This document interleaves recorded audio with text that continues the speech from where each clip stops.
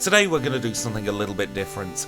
Instead of doing an individual challenge run, this video is going to be all about the routing that I take when I play Pokemon Crystal for challenge runs. And hopefully this video will help you if you want to start challenge running Pokemon Crystal, but you have no idea where to get started. I'll be using the challenge run patch that is available at trainersquidgy.com, and now we'll get into starting the game.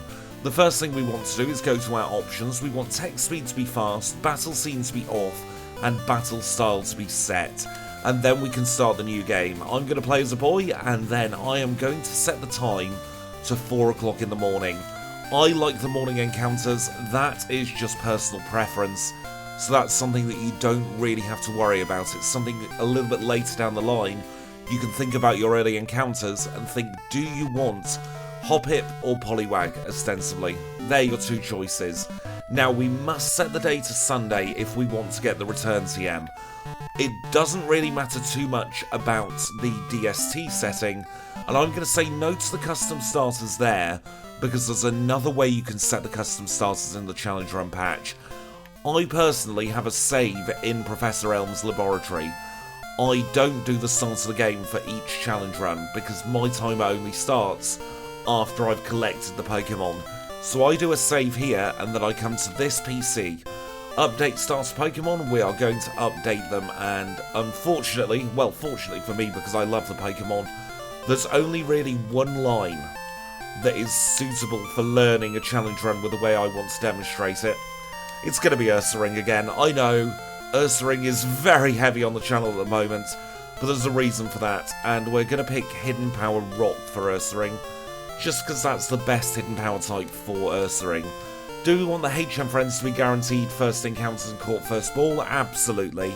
Saves time, and now we are ready to take our Pokemon. So we set the first ball to be Ursaring. So we see now that does have Ursaring in the first ball. We'll call it Bear as we always do. And then we are ready to start thinking about our challenge. And now it's at this point in my challenge runs, I will get the graphics up.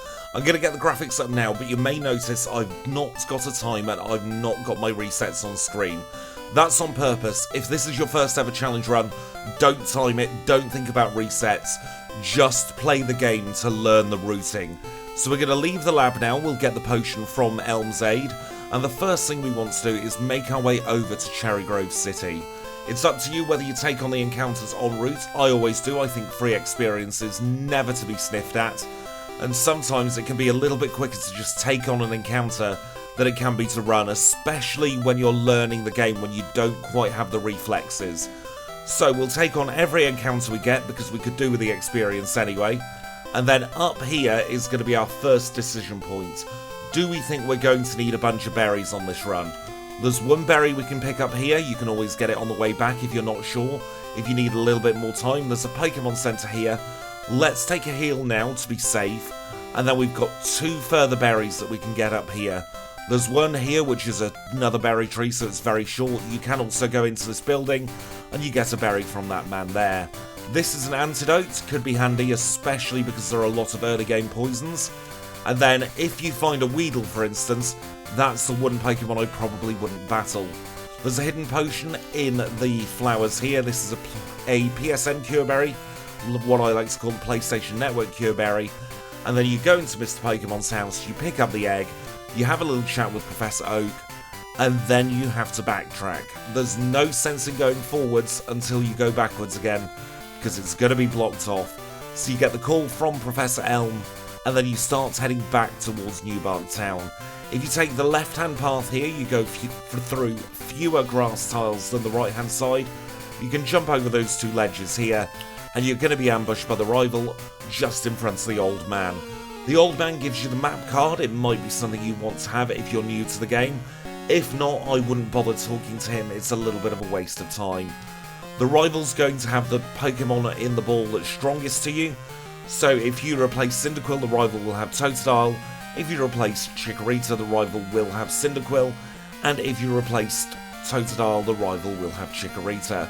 You make your way back to Elm's lab, and then you get to name the rival whatever you like. I always call him Triple Question Mark.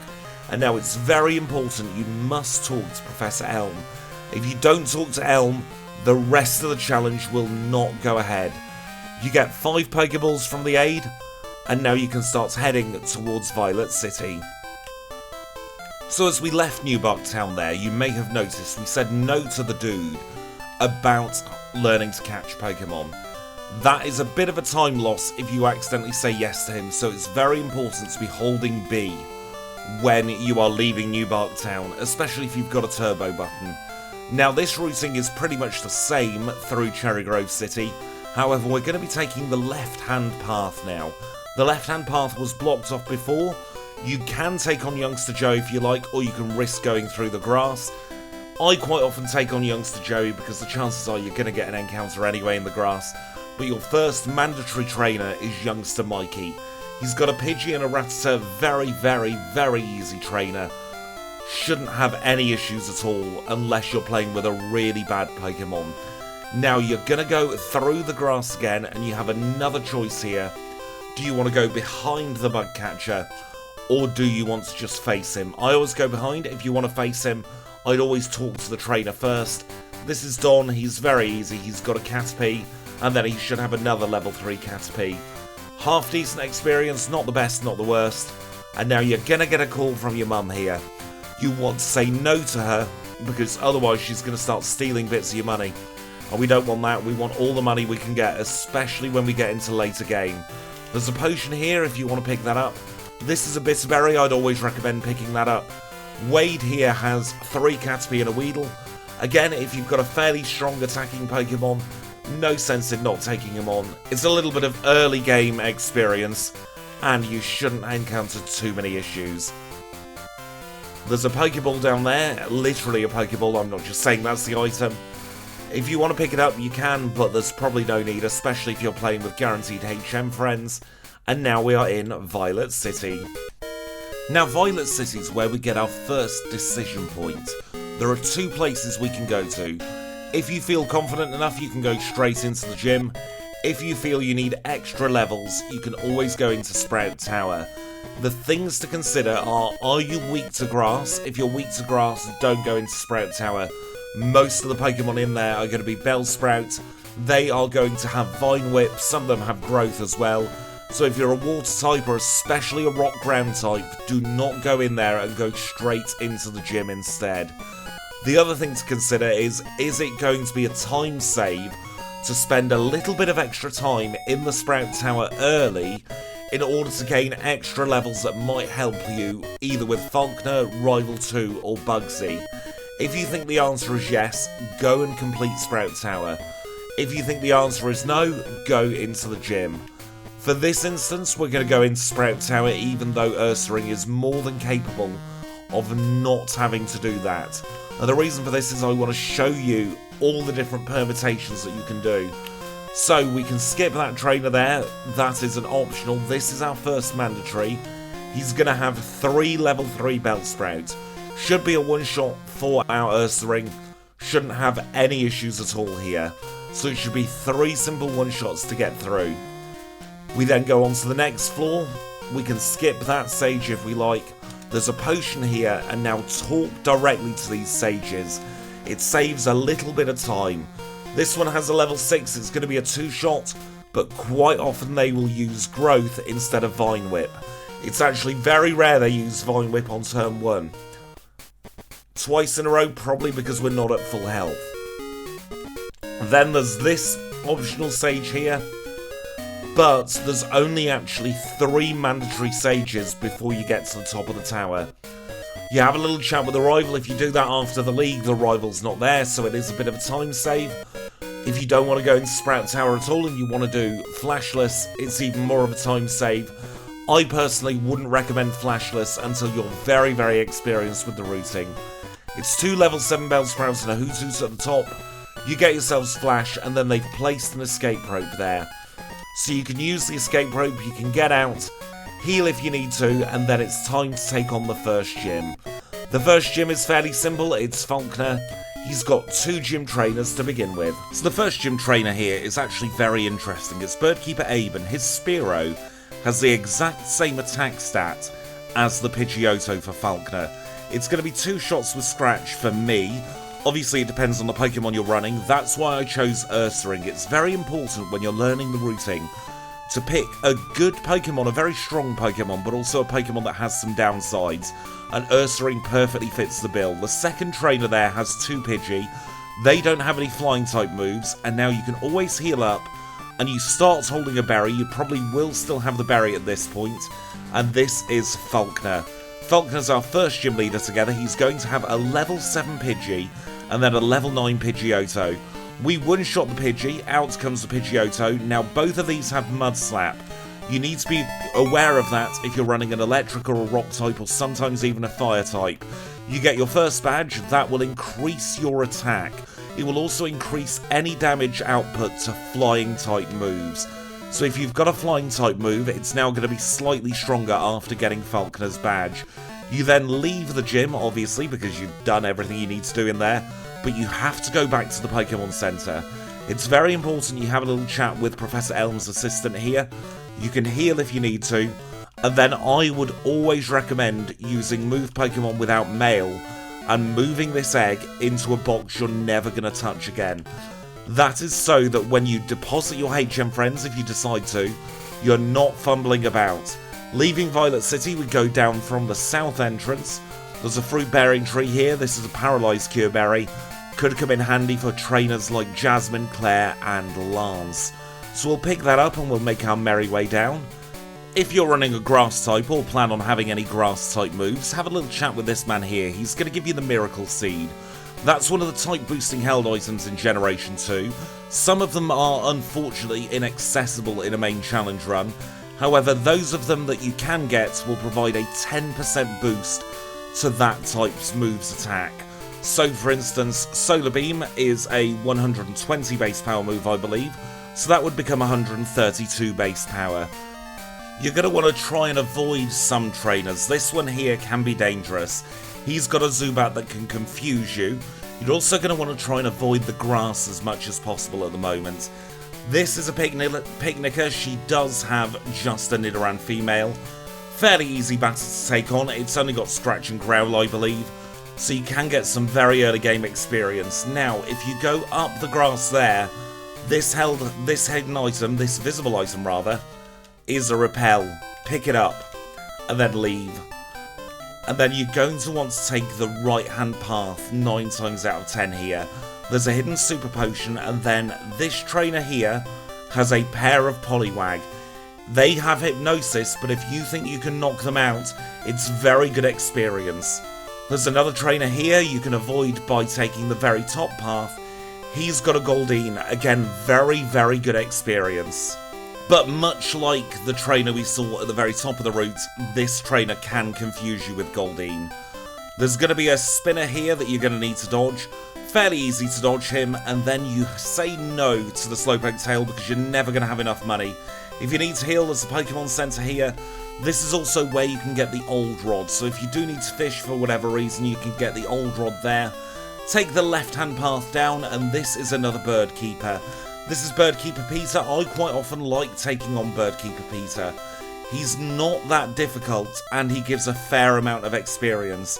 He's got 2 Pidgey and a Spearow, and then we go into Union Cave. You can take 4 steps in any cave before needing to stick on a Repel. So we'll stick on the Repel, and I also move the Super Potion up to the top spot at this point.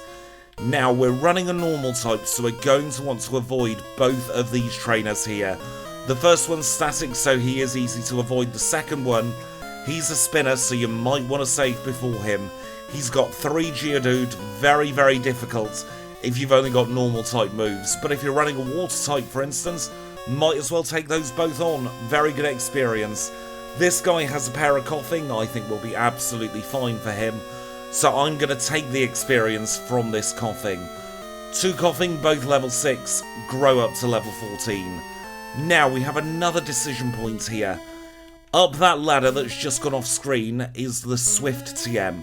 You can see on the left hand list here we do learn Swift. So I want to pick up Swift. There's a pesky spinner here with a Slowpoke though. The Slowpoke doesn't have anything particularly dangerous, but he will slow you down. Just as a word of warning, if you do pick up Swift, you're going to run out of Repel steps. somewhere in or adjacent to this room. So when we leave, now we're at the mercy of the RNG for the wild encounters. So do bear that in mind if you are picking up Swift.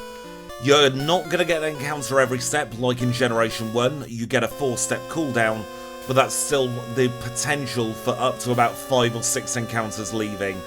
This Fire Breather has a Vulpix, he has Quick Attack and Ember, but you shouldn't be too badly off battling him.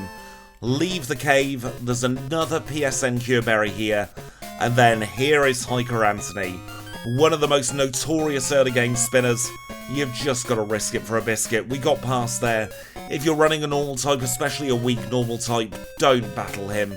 He's got a Machop and a Geodude. So 2 Pokemon if you're running a normal type, you're just not going to have a good time with. There's a full heal hidden at the back of the Slowpoke Well, but you can't get into it yet. For now, we're going to go into the Pokemart and we're going to buy some repels. Buy 7 or 8 just to be safe. Let's get 8. And if you have the money, you can buy some super potions here as well. Let's get 3, because I don't think we'll need more than 3. Again, if you need to heal, there's a Pokemon Center here, so we might as well do the heal. And then we're going to have a little chat with Kurt. Now, chatting with Kurt will activate the first rocket sequence in Slowpoke Well. So we'll have a little talk to him now. He's going to leave. But if you need access to the Ilex Forest, either to catch your HM friends now, or to do some leveling for Bugsy or Rival 2, because that's where your highest level Pokemon are, do not defeat the last grunt in the well, the one with a single coughing, because as soon as you've defeated that coughing, the event for triggering Rival 2 here will be activated. So we'll go into Ilex Forest now, and if you're playing on the Challenge Run patch, your first 2 encounters, provided you're not wearing a repel, will be guaranteed to be Paris and then Psyduck. So we can just keep running up and down here.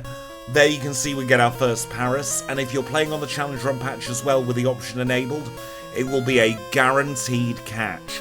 So that means you don't have to invest in extra balls.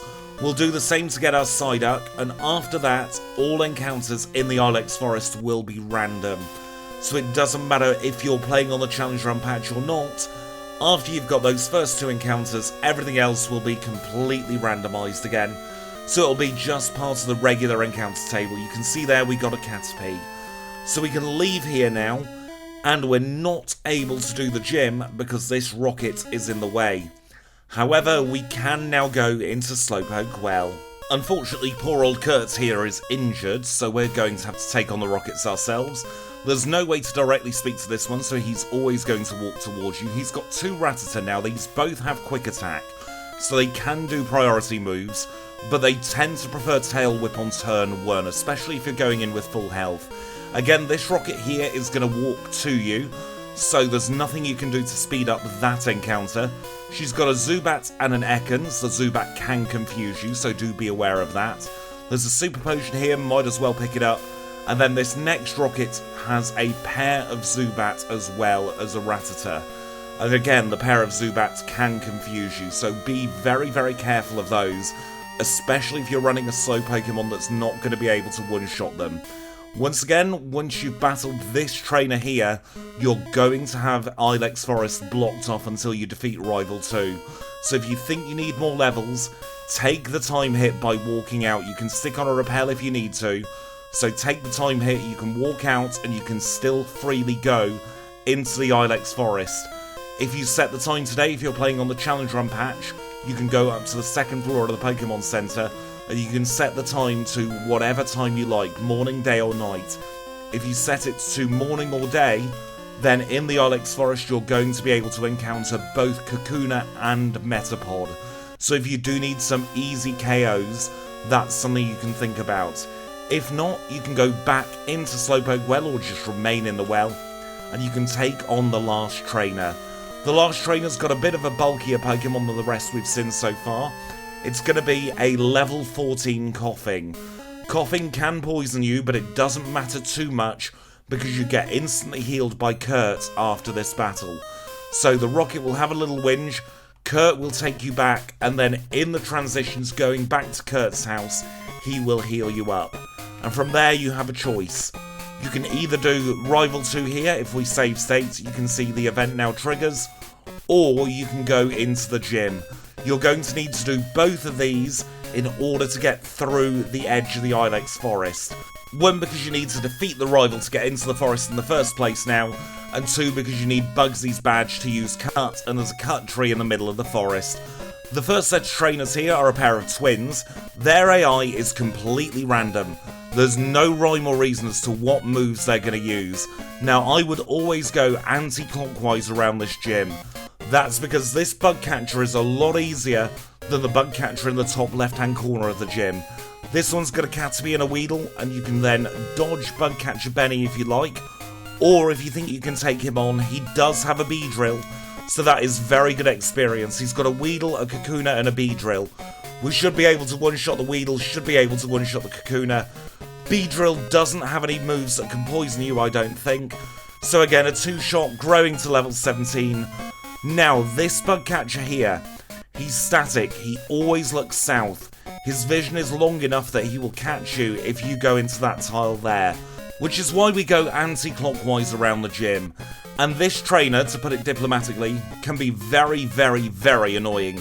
He's got a Paras, and this Paras knows Stun Spore, Poison Powder, and other very awful moves, so quite often it's not worth taking him on. We'll heal the Stun Spore, we'll use a potion here as well, and now we have our second gym leader. This is Bugsy, a bug-type specialist, you can see from the title card there. It's a Metapod, a Kakuna, and a Scyther in that order. So, the Metapod and Kakuna shouldn't be too much of an issue. The Metapod will use Harden on turn 1 most of the time. You do have to watch out for Poison Sting from the Kakuna though. It will sometimes use it, so sometimes you'll want to hold a Poison Cure Berry. The big issue at this gym is the Scyther. It has Fury Cutter, and Fury Cutter doubles in power every single turn. So sometimes you've just got to hope to get lucky. Because of the way Fury Cutter's damage is calculated, things like Defense Buffs from Defense Curl will not matter. It won't do anywhere near as much as you expect. Fortunately, our bear is more than capable of taking out the Scyther in 3 shots. So we take a little bit of damage, but we do get our second badge here, the Hive badge. And the Hive badge will give you a boost to your bug type moves. But we've still got to do Rival 2. There are 2 ways you can handle Rival 2 at this point. We are going to need to teach some moves. So we're going to teach Mud Slap in place of Lick for our bear. We're also going to teach Swift now. Swift is a move we've not really seen so far. We've had no real need. It possibly would have been better to teach Swift for Bugsy. But we can forget Fury Swipes. And we will have Swift in its place. One thing to note is as soon as you've defeated the gym leader, all the trainers in the gym will be marked as defeated. So you can then walk around freely in any gym and you will not get ambushed by any of the trainers. Leaving the gym, there are 2 things you can do. You can either go straight to Rival 2, or you can go into the Pokemon Center first. That depends entirely on how the battle has gone and whether you think you're able to get through Rival 2. Drop a save state or hard save here, and then as soon as you step in between the tree and the fence, that is when Rival 2 will activate. So Rival 2, one of the hardest battles in the entire challenge, especially if you're running a water, fire or grass type. Or really anything that is weak to water, fire or grass. So please do be aware this could be a very difficult battle. We're going to use Swift on the Zubat. At this point he has a Zubat, a Ghastly, and then the middle stage of whatever starter he had at Rival 1. So in our instance this is going to be a Croconaw. We'll use Swift, we're going to take off over half health. Because we're running an Ursaring, we're not weak to water, so that is a very, very simple battle. We'll get through and we'll go into the forest. Now the first thing we need to do before going into the forest is stick on a repel. I'd recommend sticking it on just to the tile east of this lady here. That's because if you do good movement, you should be able to match your movement steps to the tree. We're going to need to reunite the Farfetch with the owner, so we talk from the bottom twice in a row, then we talk from the right, we talk from the top, we talk from the top again, we talk from the right, and that's the quickest way to reunite the Farfetch'd. You now talk to this man here, he's going to give you the cut HM, and that means we can get through this tree. I messed up my steps by 1 there, but if we keep her repel off when we are teaching flash and cuts, then we can save a little bit of menuing time. So we'll teach flash and cut to Paris. We'll then use the repel from the bag. We're going to move the repels up to top spot as well at this point, and then we're just going to use cut from the Pokemon menu. Saves a little bit of time, one of those optimizations you may want to think about bringing in. Now that green head man staring at the tree down there, he has the Headbutt TM for us. So we are going to want to pick that up because we learn Headbutt, and we'll be replacing our Scratch with Headbutt. So we'll pick it up, but we're not going to teach it until the repel wears off, just here. So if we teach Headbutt now in place of Scratch, once again we can save a little bit of menuing. If you don't have the option to learn Headbutt, obviously don't do the loop around there. And now there are 2 items we're going to want to pick up in the forest. Obviously remember to stick on your repel after talking about efficiency there. It's 2 ethers. The first ether is just here. The second ether is a hidden ether down there. So once you've got both of those ethers, leave the forest. If you feel you need to do some grinding, this lady will give you Sweet Sense, which you can teach to Paris. Now, we're going to wait for the repel steps to wear off here, and then we're going to get an encounter in this grass. If you're playing on the Challenge Run patch, this encounter will be guaranteed to be Abra. I was trying to do it in this part of the grass here because you get no spinners looking in your way. And once again on the Challenge Run patch, it's going to be a guaranteed catch. So, with Abra safely caught, we can stick on another repel. And now it's up to you whether you take on some trainers around here. This Picnicker is Picnicker Gina. She is very, very useful if you are running a Pokemon that evolves via the Leaf Stone. If you're running a Pokemon that evolves via the Leaf Stone, you need to battle her. No 2 ways about it. To get a trainer's phone number, speak to them after you have defeated them. So, you can see you're too strong to be a practice partner. She sometimes picks up items, and we can get Gina's number. I'll show you how to force a phone call a little bit later on, just after we've defeated Whitney. For now though, that's all we really care about. If you're in need of a healing item, you can pick up another Super Potion here. If not, make your way into Goldenrod. This camper here has very long vision. If he's on screen, and you're in his line of sight, he will catch you. This is Camper Todd. Camper Todd has just a side up. Once again, might as well take him on, because he's one of those trainers, you've got to come back this way later on, you're going to forget you didn't battle him.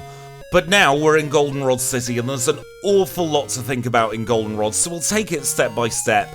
First thing to do, go into the Pokemon Center. We need a teleport spot for the Pokemon Center anyway. If you're wondering why we call Abra, it's because Abra will teleport you in Generation 2 to outside the last Pokemon Center you entered. You don't need to heal in there, literally just dip your head in and out. We've got the department store here. There are some very important things in the department store. If we start off on this floor here, this is floor number 5, if you want to go in via the lift. On a Sunday, this lady here will give you return as long as your Pokemon is happy enough. Quite often you won't get that on your first run through Goldenrod, but you can get it on your second. And then the person to the right here will sell TMs. By default he will sell Thunder, Fire and Ice Punch for 3,000 apiece. And then he will also sell Headbutt if you picked up the one in the forest, and Rock Smash. We've not seen the Rock Smash man yet, but after we pick up Rock Smash, he will sell TM08 as well. So we are going to need a Fire Punch a little bit later on, and we're also going to need an Ice Punch, so we'll pick those up now. On the floor below, this man here sells vitamins. That's something once you're a little bit more experienced, you might want to factor in. The other floors, this one is battle items. I doubt we'll ever be seeing this, unless you're running items in battle. If you're running items in battle, this floor is very important. Below here, on floor 2, this is where you get your potions, and there's also a place to pick up Pokeballs, Repels, Revives, all the other good stuff that you'd expect in a department store. Now, Goldenrod City is the biggest city in Johto, so there's an awful lot of stuff we have to do. The next thing we're going to do is we're going to grab the bike from this shop here. I never ran the bike in my first few challenge runs, so this is totally optional, but I like moving around with the bike now. We'll stick that on. Full disclosure, this clip's being recorded a little bit out of sequence. There was something I forgot to do before we headed out to pick up Kenya. If you're not playing on the Challenge Run patch, there is another way to get an Abra. We're going to go into the Goldenrod Underground. There are 2 entrances for the Underground. There's one up at the top here, and then there's another one if we go all the way back down here past the game corner. There's a second entrance here. Either way, you are going to have a mandatory trainer. This trainer here at the bottom has a pair of Grimer. Grimer's not too bad to face, we should be absolutely fine, especially because I've done some extra leveling here. This spinner has a Lickitung that knows Cut of all things, but you get the coin case just here. Now if you pick up the coin case, you can buy an Abra from the game corner. And now if you are able to knock out Magnemite right now, I would highly recommend taking on this trainer while you're in the underground for the first time. This trainer has 4 Pokemon and he really is a PP drain if you don't take him on now. He's got 3 Magnemites and a Voltorb, fairly simple to take out, especially with Mudslap being 4 times super effective.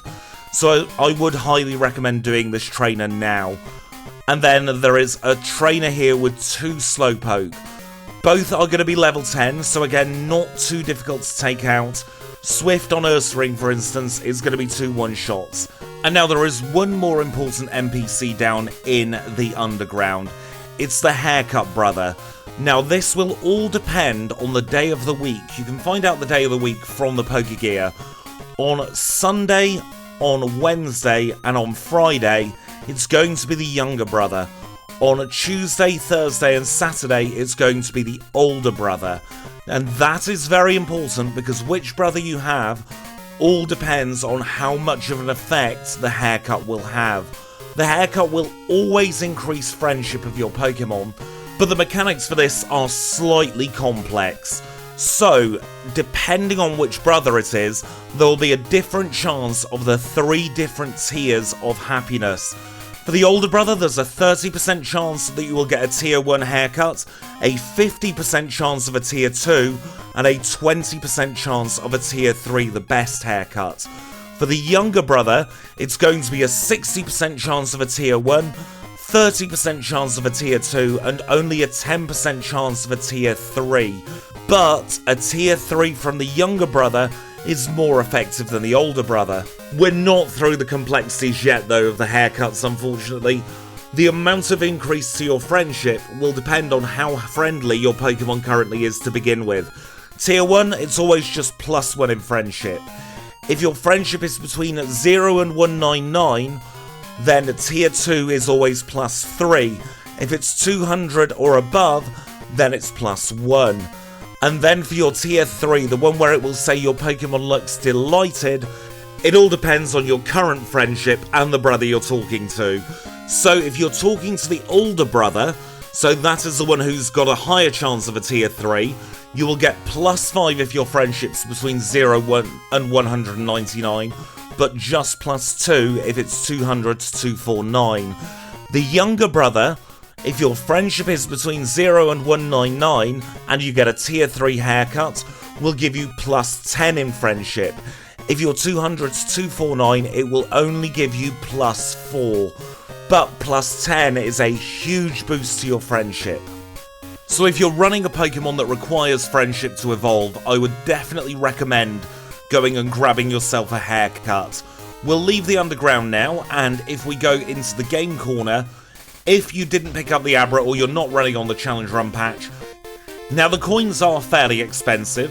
It's going to be 1,000 Pokédollars for every 50 coins, and Abra costs 100 coins. So if you're getting the Abra this way, you're going to need at least 2,000 Pokédollars, and then you'll go over to this lady on the far right of the desk here, and she sells Abra for 100 coins. So that's the other way you can get an Abra if you're not playing on the Challenge Run patch, or you're not using guaranteed HM friends. And now we're going to time skip back in time now to where we're going to the north of Goldenrod City.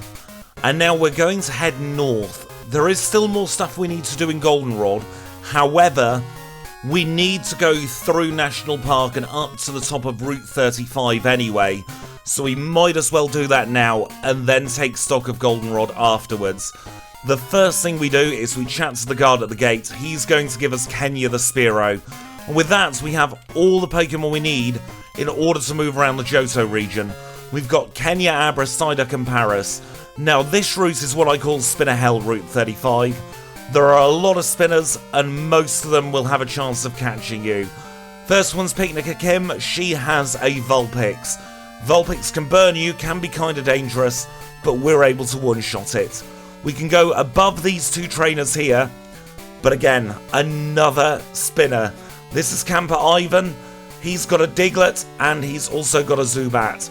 And then I think he has a second Diglett as well. And then we get to one of the worst spinners in the game. We've got a Rotator on the left, that's Fire Breather Walt. The spinner on the right is Juggler Irwin. We are going to save state here because we do not want to get caught by Juggler Irwin. He is one of the worst trainers to be caught by. Fire Breather Walt, on the other hand, if you can knock out both of his Magmar, very good early game experience because it's a fully evolved Pokemon. So we might as well do that. 2 headbutts. He can burn you with Fire Punch though. And then into the National Park we go. Very important item here. This is where you get the Quick Claw. The Quick Claw in Generation 2 will give you a 23-ish% chance of attacking first as long as you're holding it. Go through this gap here and then cycle all the way down or walk all the way down. And here is where you get the Dig TM. So we'll be teaching Dig in just a moment. For now though, we're going to go back out of the National Park and we're going to take the East Hand exit. It's very important that you do dodge the grass here because it has very high encounter rates. The East Hand exits will take you onto Route 36. Now this trainer here is Psychic Mark. We're going to say hi Mark and we're going to take him on. Psychic Mark has a pair of Abra, then a Kadabra. The Abra love to use Flash, so does the Kadabra with Kinesis, so please be careful taking him on. If you don't want to take him on and you don't have repels, you can cut the grass just like that, and then this line here, or to the east, he won't be able to see you. This trainer here is Schoolboy Alan, and if you're running a Pokemon that evolves via the Firestone, you are going to want to battle Schoolboy Alan. Unfortunately, he's got a Tangela with very high defense, and it can send you to sleep. It can also poison you. We'll take the poison now. And we are going to learn Feint Attack. We might as well. This isn't a real run. We're going to cure that poison using one of our Poison Cure Berries. And we'll have a little chat with Floria. We need to talk to Floria in order to get the Squirts bottle. This is the difference between Pokemon Gold and Silver and Crystal. Now that we've done that, we can go into the Pokemon menu. We're going to take the mail off Kenya and put it in the PC. We'll swap Kenya up to there, we'll swap Abra up to there, and then we're going to swap Paris and Psyduck around as well. Now the order of your Pokemon is all personal choice. I'll explain why I go for this order initially. We don't have Fly yet, but we do have access to Teleport straight away. So we want Abra to be very, very easily accessible, which is why Abra's in slot 2. Kenya and Psyduck we don't really need to access from the menu at the moment. And then Paris is going to be learning Dig and Rock Smash. Dig is the important one there. So if we are going into the Pokemon menu, if Paris is in last slot, it's the least amount of button presses in order to access the Paris. We're now going to use Teleport on Abra though, and that's going to take us back to Goldenrod Pokemon Center. And I'm sure you'll be very, very relieved to know that is the end of everything we need to do in Goldenrod. All we need to do now is take on Whitney. If we take the left-hand path in Whitney's gym, we only have one mandatory trainer, and that trainer is Lascarry. Lascarry has a Snubble that can paralyze you if you're not running a normal type, so be aware of that, but she should be absolutely fine otherwise. And then if you don't need to take on any other trainers, you can go straight to Whitney. Whitney is a very notorious gym leader. She's the normal type specialist. She's got 2 Pokemon. It's going to be a Clefairy and a Miltank. So for preparing for this battle, I am going to give the Quick Claw to my Ursaring. The Quick Claw is probably the most useful item for this battle. We'll save in front of Whitney and we'll see how she goes. I personally think the Clefairy is much more dangerous than the Miltank because it has Metronome. We're able to one-shot on this instance though, and the Miltank will likely go for Rollout. In this case, we get 2 Quick Claw procs and we don't even need to worry about her. But do be careful of Whitney. She also won't give you the badge straight away. You need to chat to her first, and then Whitney again, and you'll get the plain badge. And the plain badge will give you a boost to your normal type moves, as well as giving you an increase to your speed. So once you've got the plain badge, you're going to leave out of the Pokemon Center. All the trays are deactivated, so we can go out the right-hand way, and then we need to go into the flower shop, and we must talk to this lady here before we chat to the eavesdropping lady. If you just chat to the lady in red first, she's not going to give you the squirt bottle. But with that, we can finally get out of Goldenrod City. So we head north out of Goldenrod City, we go through Spinner Hell again, and once again you've got Juggler Irwin to contend with. I like going through the national park here. As long as you can keep out of the grass, it's quicker. You can go out of the gate, and then we'll go past School by Alan, and we'll have a little chat with the tree. We can use the squirt bottle on the tree, and this is what opens up the northern part of Johto. If you aren't too familiar with Johto's layout, if we go to the east here, we get back to Violet City where our first gym was. Going to the west and then to the north is where our progression lies. However, we are going to chat to this man here who's going to give us a Rock Smash TM. So now that we have Rock Smash, we can make our way into our next city. It's going to be Ecruteak City.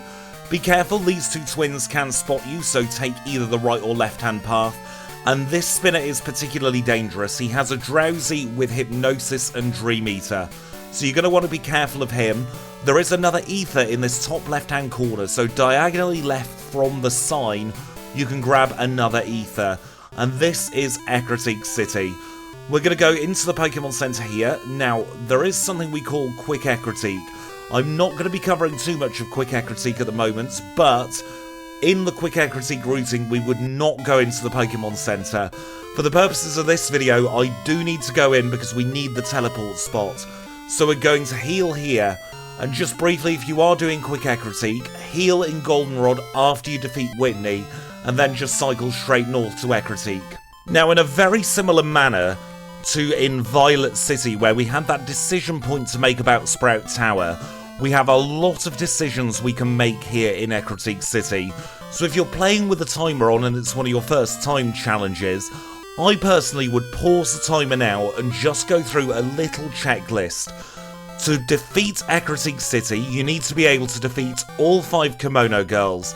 They have each of the evolutions in this game, so that's going to be Espeon, Umbreon, Vaporeon, Jolteon, and Flareon. If you can defeat all 5 of those, you get access to Surf, and they live in here, in the Dance Theatre. So we're going to do those now, and then we'll try and figure out what we want to do after that. So going from left to right, you have Flareon, should be fairly easy to defeat. The next one is going to be Espeon. All of these know Sand Attack, by the way, so do bear that in mind if you're not able to one-shot them. The middle Kimono Girl has Umbreon. Umbreon, of course, being the bulkiest of all of them, we're not going to be able to one-shot, but it can't hit particularly hard. This one here in the blue is going to have Vaporeon. Vaporeon, again, a fairly simple Pokemon to knock out. And then the last one on the right is going to have Jolteon. This Jolteon does no Thunder Shock, so it can paralyse you. It's also the speediest of all of them, but we were able to knock it out. You chat to the man staring at the stage, and he gives you Surf. We can teach Surf to Psyduck a little bit later on. I wouldn't recommend doing that right now. And now we need to go through our mental checklist again. In order to take on our 4th gym leader, Morty, here in Ecruteak City, we're going to need to beat the rival for a 3rd time. The rival at this point will have a Haunter with Curse, he will have a Magnemite, he'll have the Zubat, and he'll have the middle stage of whatever evolution line he has. So we need to make sure we can get through him, and then to get through Morty, we're going to need to be able to defeat Ghost types.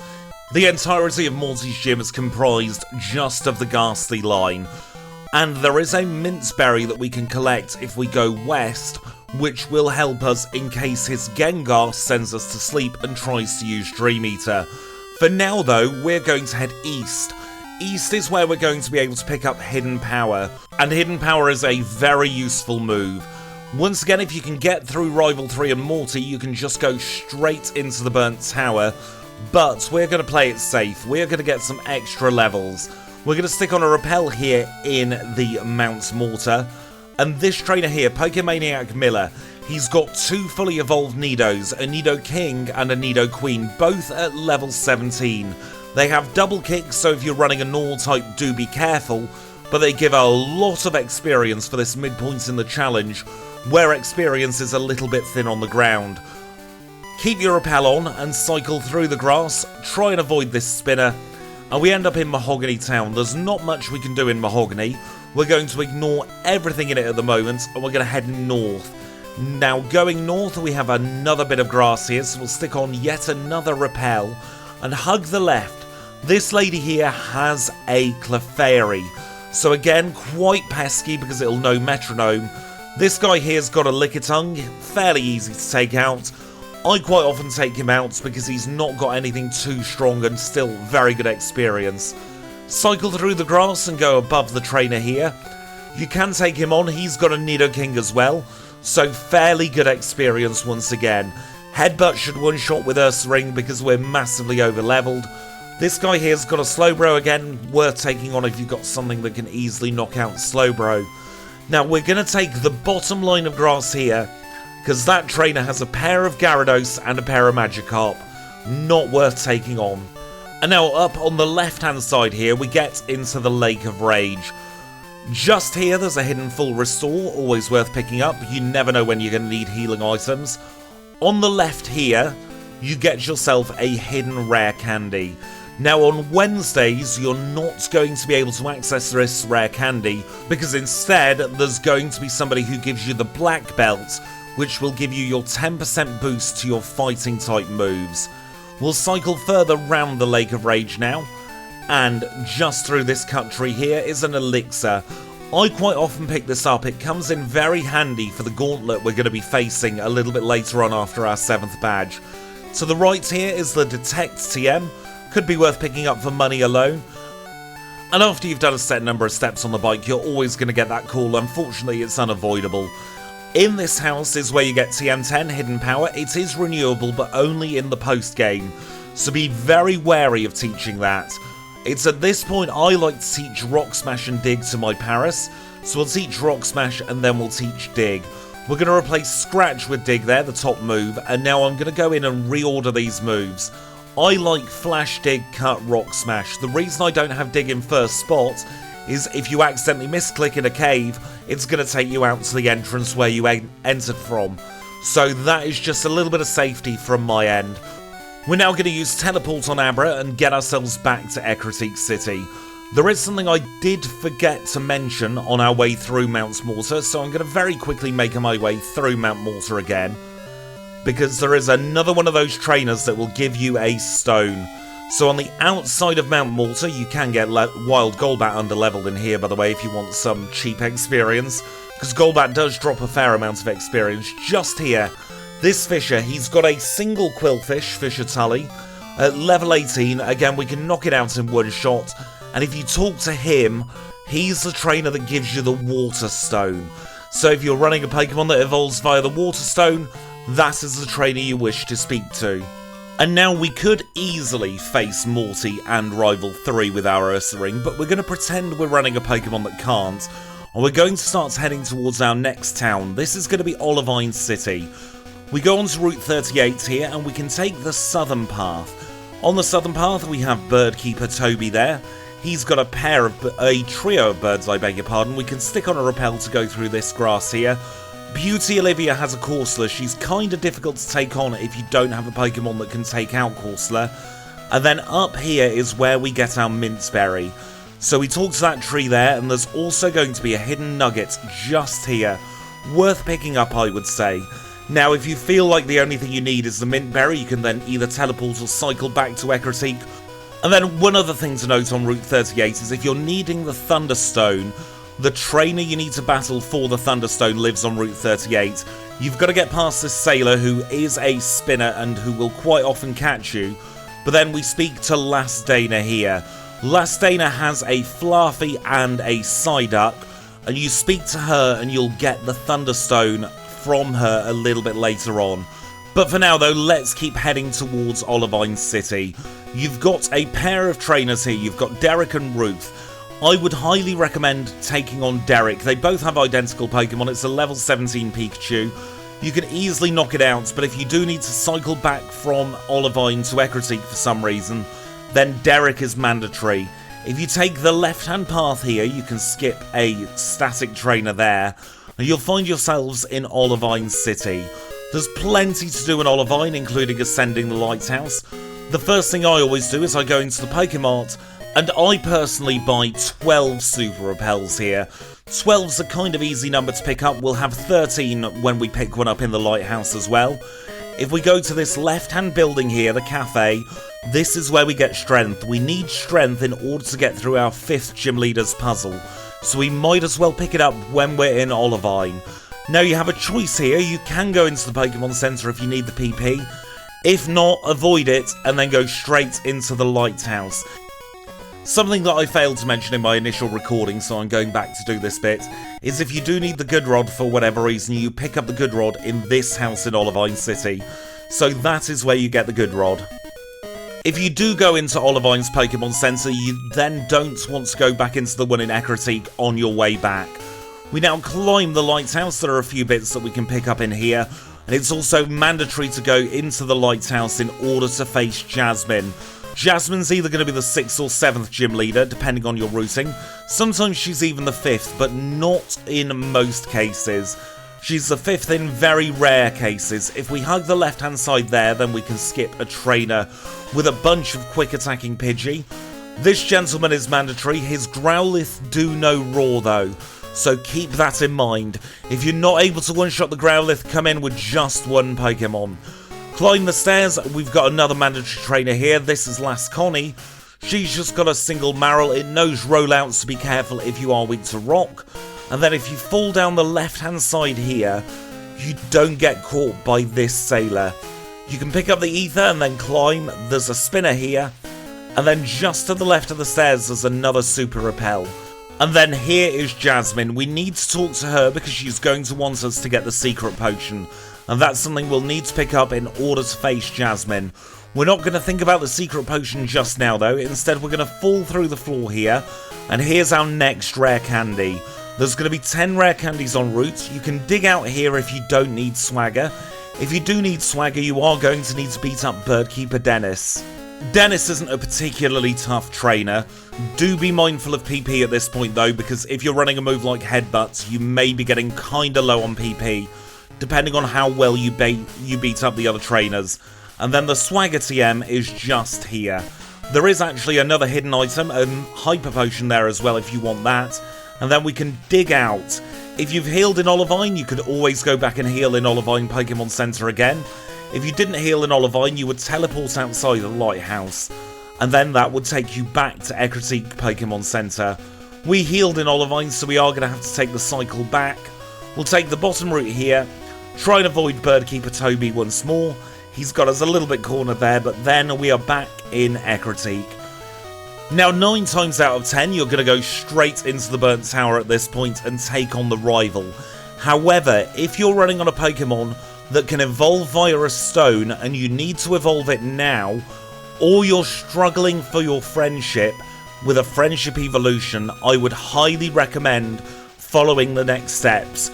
So we'll set our teleport point back to Ecruteak Pokemon Center, and then we're going to start heading back towards Newbark Town. If you're running an electric type move, you can get the magnets here on Sundays, just near all of these berry trees here. We'll go through the grass there. And now it's fairly easy to get back to Newbark. We are just going to take a very quick detour because I deleted Gina's number because she kept phoning me. And we're going to have a little chat with Alan. Alan's going to be our test dummy for this, so this is for getting the evolution stones. Remember, you have Gina on Route 34. You have Alan here on route number 36. You've got Dana on route 38, and then you have Tully on route 42. Now, to get back to Newbark Town, we do need to cycle quite a distance. However, we're not going to have any more grass to go through to get to Newbark Town because of Cut. Remember, if you did not face youngster Joey, you are going to have to go through 3 patches of grass here. And of course, we did end up with an encounter. That's absolutely fine. We'll hop over the ledge, and then we can keep on heading to Newbark Town. Now, if your day is set to Tuesday and you've obtained the Zephyr badge, you can get an early pink bow. here on Route 29. It doesn't come in relevant very often, but that is something to think about. And the pink bow, by the way, if you're not familiar, will increase your normal type moves by 10%. What we want to do though is we want to go back home, and we're going to chat with Mom. She's going to talk about our money. We're going to say no there, but we're going to say yes to daylight saving time being over. And if we keep repeating this trick, so say no to money and yes to daylight savings time, eventually we will force a phone call. We can see we've got one here, and we are looking for the phone call that tells us that they have the item. So this is for getting your evolution stone. It can take a little while, it's very RNG dependent, but this is a reliable way to get a phone call. I would recommend saving before talking to Mom, and eventually you'll get a phone call, something along these lines. I've picked up something nice, you can have it, why don't you come to Route 36 and pick it up? That's exactly what we need, and if you are needing friendship in Crystal only, get yourself the good rod from Olivine City and start fishing and knocking out Tentacool and Magikarp here. Every time you level up, you will get double the friendship of regular leveling up for your starter. There's a mechanic only in Crystal where if you level up in the place where your Pokemon was caught, you get double the friendship via leveling up. If not, you can go back into the menu, you can teleport back to Ecruteak City, and now I am very pleased to say it's time to take on Rival 3. So for Rival 3, we're going to go into the Burnt Tower. What we're going to do is we're going to stick on a Repel after Ucene has spoken to us. We've got one Repel left, and at this point, get your Super Repels, take them up to the top spot in the bag. And now we can save before Rival 3, and it should be fairly easy. I'm going to make it a little bit easier by teaching Fire Punch to my Ursaring. I'm going to replace Mud Slap in place of Fire Punch because Mud Slap's a little bit surplus to requirements. So let's see how this one goes. Rival 3 is not particularly difficult compared to Rival 2, as long as you've got something to get through the Magnemite. This Haunter, if it outspeeds, 9 times out of 10, it will use Curse. Feint Attack's a one-shot though, we got very lucky there. Fire Punch on the Magnemite, it's got no special defense, it'll easily go down. We'll swap to Headbutt for the Zubat, another simple one-shot. And then we've got the middle stage of the first Evo line again. Crocodile goes down very easily. And now we'll automatically fall through the floor. We're going to walk upwards a little bit. We're going to release the 3 legendary beasts. And then we're going to dig out straight away. Go back into the Burnt Tower. Break this Rock Smash Rock. Get the HP up. And then dig out once more. And that is all we need to do for Rival 3. We can turn our attention on to Morty. Now, Morty's gym puzzle is a little bit pesky if you don't know what you're doing, and it's very pesky on 4 times speed. So this might be one of the areas that you want to turn off your speed up, just to practice the movement. There are 3 mandatory trainers in this gym. Every single line in this gym is going to be the Ghastly line. So I will show you how to get through this gym after we're through this first stage. Sage Ping is the most annoying. Now, there are 2 ways to get to the next trainer. You can either skip that medium there and take this bottom path, or you can take her on. I always take her on because she's got 2 Haunter, and Haunter are a fairly good experience for this point in the challenge. And with the levels being so low at this point in the challenge, you've really got to pick up the experience as and when you can. The trick to this puzzle is to just stay in line with the trainers. If you stay in line with the trainers, you're going to be fine. So when you are in front of a trainer, you alternate to the other side, and then you walk forward again. Very, very easy trainers here for this gym. Nothing at all you really need to worry about. So we'll beat up this last medium, and then we can start thinking about taking on our 4th gym leader. This is, of course, going to be Morty. Now, if we look at Morty's intro card, he's got a Ghastly, 2 Haunter, and a Gengar. He will send them out normally in the order of Ghastly, Haunter, Gengar, Haunter. And the first Ghastly and the first Haunter are likely to be able to use Curse. Now, I would highly recommend holding the Mint Berry for this battle if you've got one, because the Gengar knows Hypnosis and Dream Eater. So that's something to be aware of here. So we'll start off by taking on the Ghastly. We'll use Feint Attack here. Then he should send out his second Haunter. You can see it's level 21. The third Pokemon is the Gengar. He outspeeds, and Hypnosis has fortunately missed for us there, but that's why we hold the Mint Berry. And then the last Haunter goes down as well. Now, one thing to note is that if you outspeed Whitney's Miltank naturally, you are guaranteed to outspeed Morty's Gengar because of the speed boost from Whitney's badge. And now that we have our 4th gym badge, this is your last opportunity until defeating Chuck to go and get Hidden Power if you need it. Remember, Hidden Power is to the right here through Mount Mortar. We've already got it, so we're going to make our way back to Olivine City. So if you did use your teleport spot in Olivine City, you can just teleport out of the gym. Otherwise, you're going to have to do a little bit of a cycle again. Use a super repel or a regular repel to get yourself through the route. And then remember to go to the north of Ruth here if you've not battled both of them. If you hug the left side there on the route as well, you won't get hit by any of the trainers. And now we're back in Olivine City. Now, if this is your first trip into Olivine City, you will want to go into the cafe to pick up strength, and you'll also want to ascend the Lighthouse and have the chat with Jazz at the top and pick up the rare candy. And then either way now, you're going to want to come over to this very far left-hand part of the route.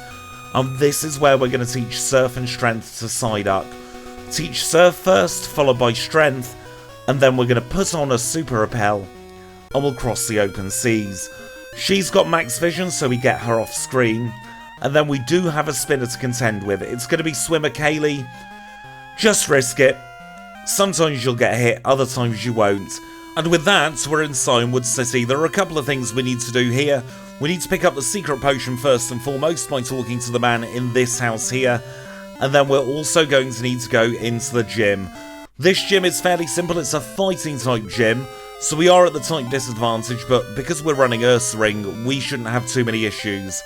There are going to be very rare occasions where if you're slow, but you have high special attack and you have a fire or water move, you're going to want to take on Jasmine first. But they are very much the exception rather than the rule. So what you would do in that instance is you would skip going into Cianwood's Pokémon Center, and as soon as you've got the secret potion, you would then reascend the Lighthouse. We'll be doing that in just a couple of moments' time on our regular routing, so if you do need a guide to get back up to the top of the Lighthouse, do bear with, and it will be coming up in just a moment. For now though, we're going to look at Chuck's title card, and we can see that he has a Primeape and a Poliwrath. They're the two Pokemon we're going to be facing up against.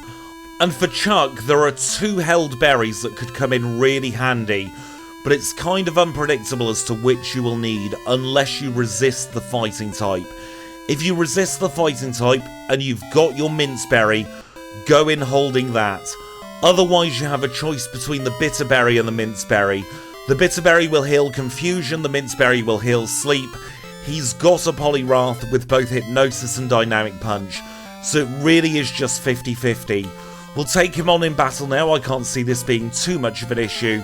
And then we will get on to progressing further through the challenge. We'll one-shot the Primeape with Headbutt. We'll move on to the Poliwrath. We get a critical hit. You can see he went for Hypnosis there, but he could have easily gone for Dynamic Punch instead. We get ourselves TM01, which is Dynamic Punch, and now we can leave here and chat with Chuck's wife. Chuck's wife is going to give us Fly, and because we've not been in the TM menu since teaching Surf, we are now directly over Fly on our TM menu, saving a little bit of menuing there. Teach Fly to Kenya, and then I always move Kenya up to top spot. Now this is a really good part of the challenge, because we have access to everywhere we've been to previously now. So this is where I like to do a little bit of my housekeeping, as I call it. We're going to pick up some items that we weren't able to access earlier on in the challenge. The first one I like to go to is the rare candy east of Newbark Town. This is in Kanto technically, but because we've not been to the Pokemon League yet, we don't have to backtrack. We can fly straight back to Johto from here. If you're running a water type or you have a water move, you can get the Mystic Water from this man here in Cherrygrove.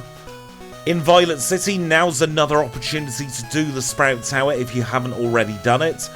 Up here there is a rare candy just near the Sprout Tower, and if you're struggling with PP at all, there is a PP up in Violet City as well. It's to the west of the gym, just through here. So we'll pick up that PP up and then we'll fly to Azalea Town. You can pick up the charcoal as soon as you've reunited it to the charcoal maker with his Farfetch'd. I personally like to pick it up now because it's less backtracking and you shouldn't need the charcoal before now. In the Slowpoke Well, there are a couple of items that are handy as well. So if you need the King's Rock either to evolve or for whatever other reason, you go into the Slowpoke Well, down the ladder, and then to the left, this man here gives you the King's Rock. Also a very useful item to the right here, this is the Rain Dance TM, useful if you're running a water-type Pokemon. And now we will fly on over to Goldenrod City. You can dip your head in the Pokemon Center there if you like, if not, just go straight down here. Hopefully you'll still have enough repel steps, unfortunately I didn't. But down here you have a nugget and you have your next rare candy in a bush. And with that we have our next decision points to make. If you feel you can take on Jasmine next, it is more time efficient to take on Jasmine as your 6th leader. However, she is fairly tricky. If you've got high special attack and either a fire or a water type move, I would absolutely go for Jasmine next. If not, you'd head towards the Lake of Rage. We're going to take on Jasmine next, but I will show you the routing for both ways. If you've already been to the Lake of Rage, you can just fly there. If not, you would go to Ecruteak City, and then instead of going through Mount Mortar, you can just go over the water, stick on a rappel, surf here, there's a nice super potion there. This is Fisher Tully, who we get the water stone from. And then we need to avoid this spinner here. He may look like he's static there, but he is a spinner. And then if you're going up to the Lake of Rage with surf for the first time, you can cross here, then cross up to here, get your rare candy, etc. And then you can fly to the Lake of Rage and chat with the red Gyarados. We're not going to do that quite yet. We're going to go to Olivine City and we're going to reascend the Lighthouse and chat with Jasmine.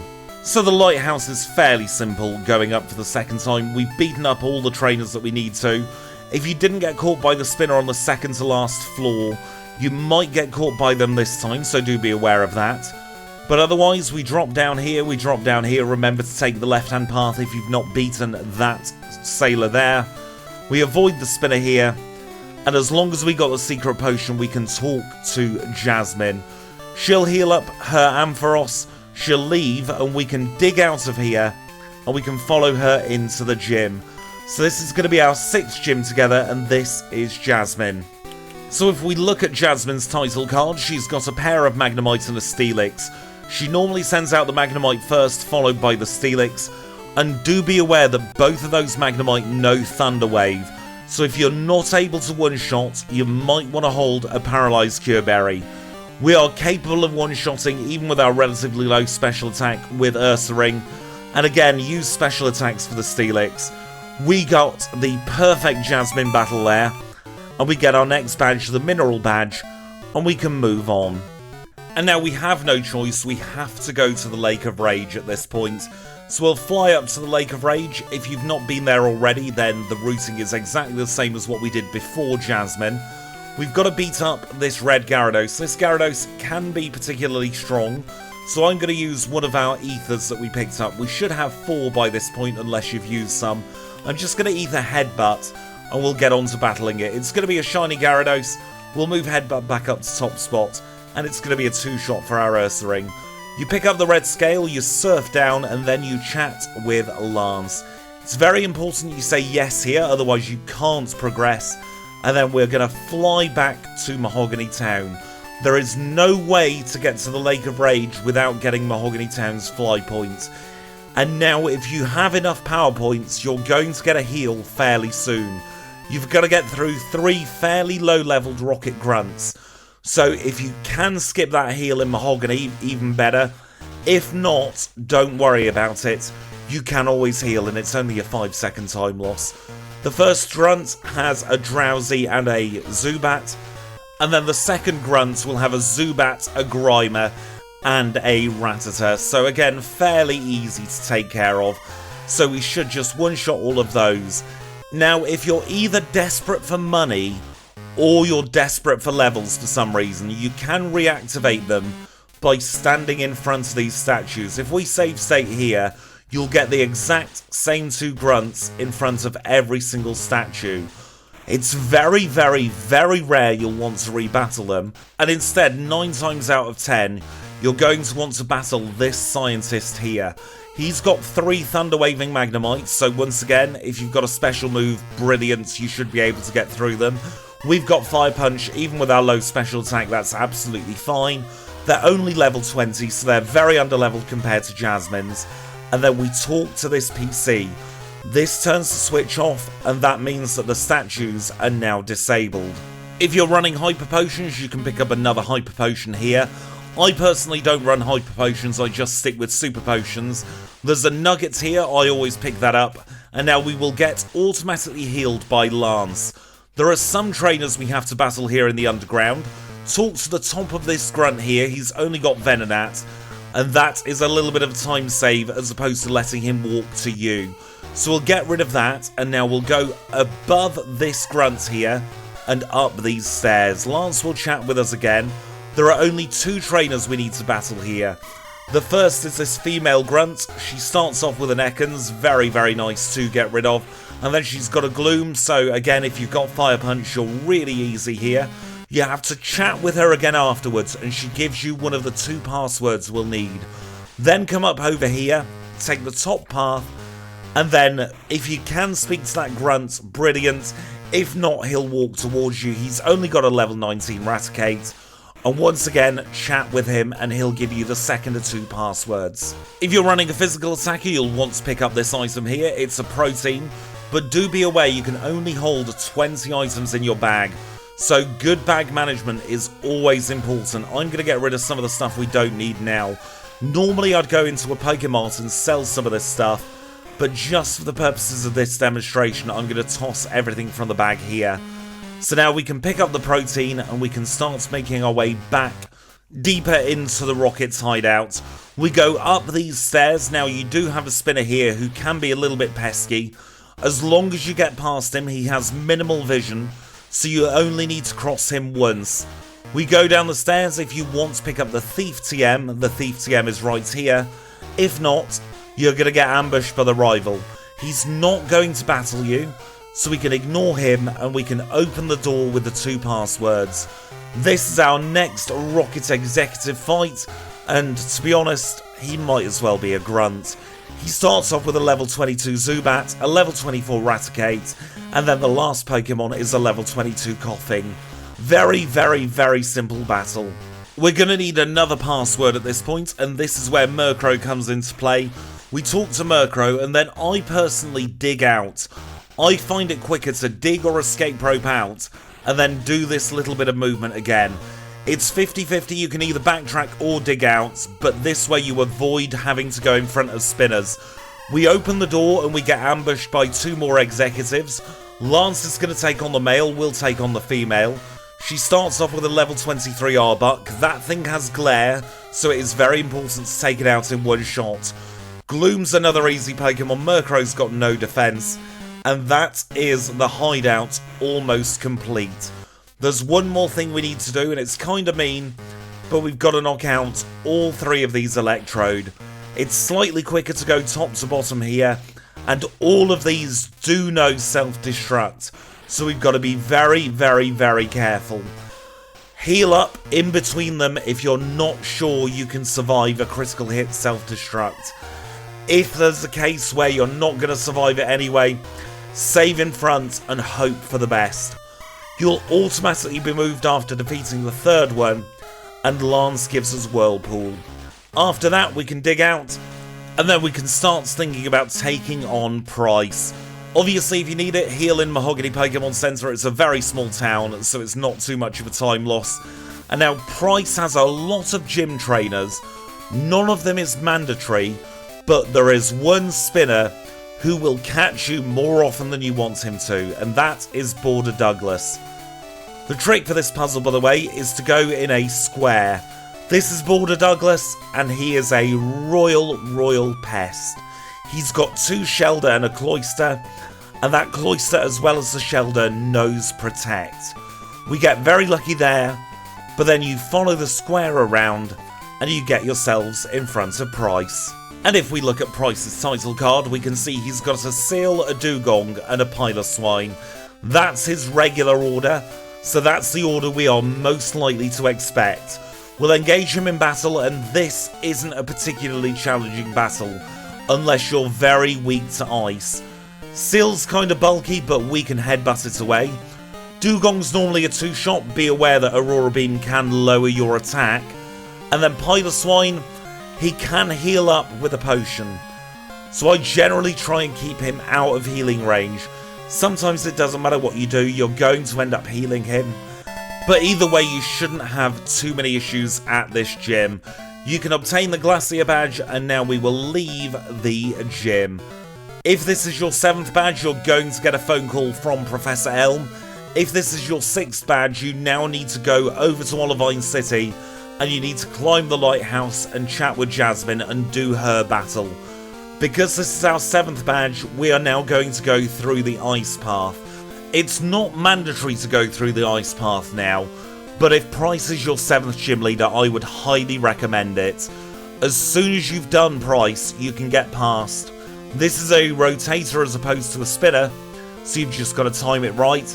Pick up the Max Repel there, then use a Super Repel and start crossing the water. Just here we have an Elixir, that's one of the reasons why we do Ice Path early, and then we get ourselves into the Ice Path. This can be a fairly intimidating place, but don't worry, the movement is a lot more simple than it first seems.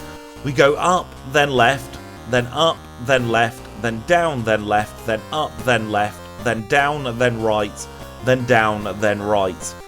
It's not as complicated as it first seems, but we are going to need to do this mini puzzle as well. Your repel should wear off just as you get yourselves HMO 7. Now it's at this point we combine some menuing again, and we're going to teach both Whirlpool and Waterfall to Psyduck at the same time. So we'll start off with Whirlpool. I always go for the tail whip move there, and then we'll teach Waterfall because we can just mash A. We'll also stick on another Super Repel, and then we can go backwards out of this puzzle, and we'll go up these stairs and go to our next part of the Ice Path. This is one of the worst rooms in the Ice Path because it's a strength room. However, we only need to drop one of these boulders through the floor. If we do that, sometimes you mess up your movement there, so you might want to save beforehand or get off the bike. All we need to do is drop this boulder down here, and then we fall into this hole here. Go up and right, pick up the full heal, and you're through that room. If you've got Rock Smash, you can break that rock and get a Never Melt Ice. If not, you can just go over the top here, up this ladder, and then you want to be in line with the stairs. That's TM44, which contains Rest, and you're going to want to stick on another Repel. So in here, what we need to do is we need to go and grab this iron here. We'll then do the loop around like that. And if we go up here, we get a protein. There's a PP up down in this corner. Cycle back up, and then we can leave. And we instantly fly to Blackthorn Pokemon Center. Go into the Pokemart and buy yourselves 12 Max Repels. That's all you'll need. If you've been running a move like Strength and you want to delete it from the Learn sets, you can pop in this building here. This is a move deleter. Now in the challenge run base, there's also a move reminder. I never use that in my challenge runs, but it is there if you want the option. The move deleter is on the left hand side. So say you've been running Strength, you can delete it, replace it with Return. If not, you can then start going straight south here. The only reason we're going south is because we want to pick up another nugget. The nugget lives here. If you do need another Paralyzed Cure Berry, by the way, there is one that is fairly handy just through this grass. You've got to get past a spinner, but then your Paralyzed Cure Berry lives in this tree here. And with that, there's nothing more we can do now until we've defeated the Rockets back in Goldenrod City. So fly back to Goldenrod, heal if you need to, and then it's into the radio tower.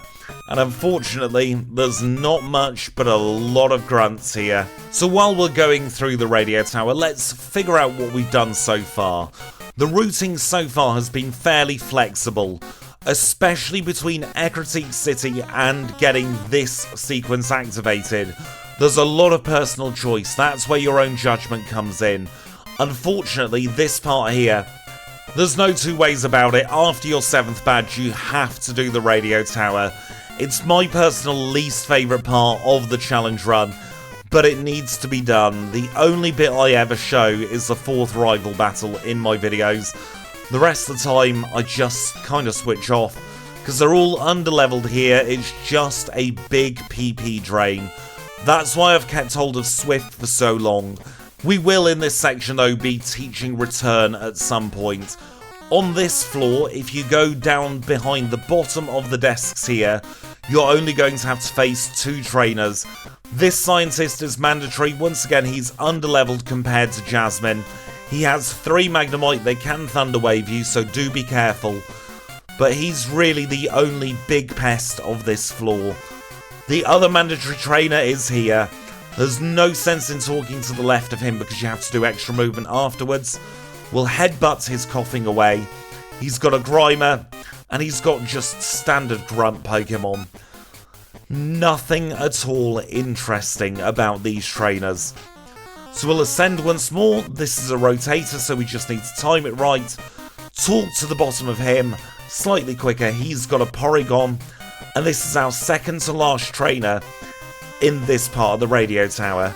Now the next trainer we face is a Bosch trainer, and he has 6 Pokemon. He's got 5 coughing and a wheezing. So at this point you may want to think about using an Ether or an Elixir, just to make sure you've got enough PP to get through the battle. It's an ambush battle, so as soon as you step down into line with that desk, you're going to get caught by him. So he's got 6 coughing and he's got 5 coughing and a wheezing. Not a particularly interesting team, but it can catch you off guard. If you don't one-shot, he can do things like smoke screen or poison you. Sludge is particularly nasty on the wheezing. We got off very, very lightly there, so we should be fine with our Earth Ring for this particular battle. But especially if you're running a grass type, this is one of the worst battles in the challenge. You get the basement key, so we now know that we can go into the underground of Goldenrod. Remember to avoid the spinner, go down via the bottom of this room, then it's straight right, straight out. And if you do want to heal at this point, you can go into the Pokemon Center.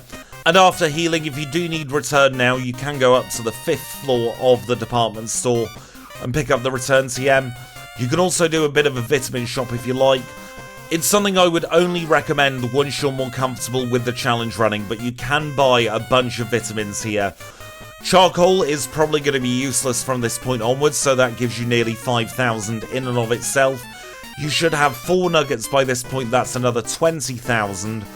And then just sell any TMs you're not going to use. Once you've sold all the TMs you're not going to use, have a look at your money. Try and figure out where you want to place in your vitamins. Remember that you should have 2 protein already and an iron. You can pick up a calcium just after Clair's gym as well. And then once you've got your vitamins, it's time to head back into the Goldenrod Underground. Take the top entrance this time, so that is going to be just up here. We've already beaten up these 2 trainers. Talk to this door, you'll open the basement, and you're going to get ambushed by Rival 4. The rival by this point becomes a little bit of a joke, but do be aware, he leads with Golbat, and if you don't one-shot the Golbat, there's a high chance of getting confused. So we'll just have to one-shot the Golbat. Magnemite comes out second for us.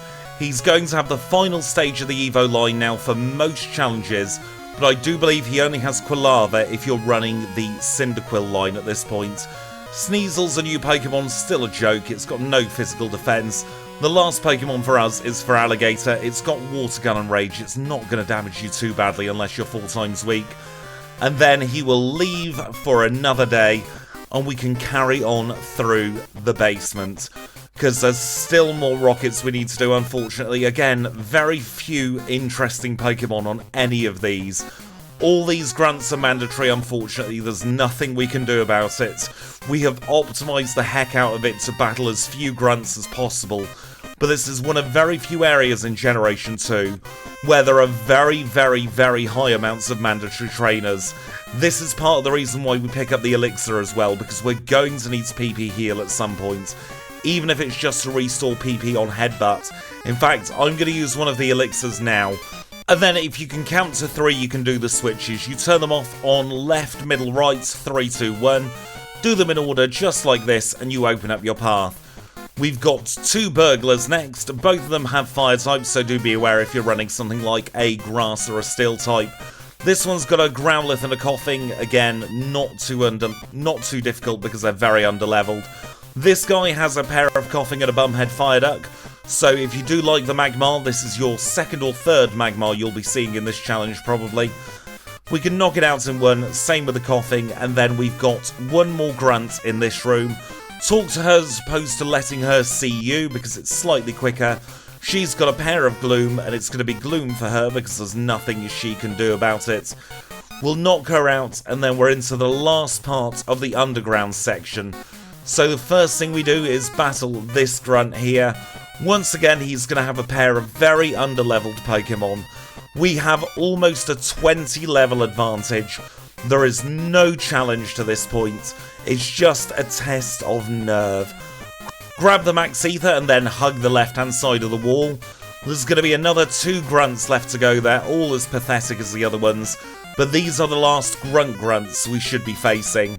It's all going to be executives, not that it makes them any better after this Grunt.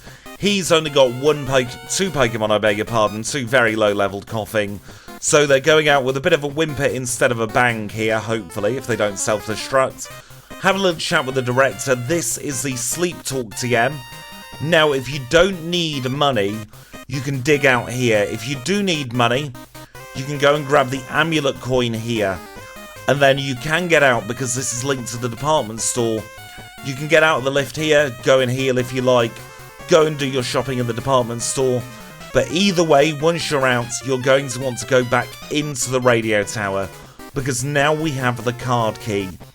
Once again, take the very bottom path here, open the door with the card key, go to the bottom, and face your very, very last Rocket Grunt. Once you've taken care of the Grunts, you then need to go up these stairs.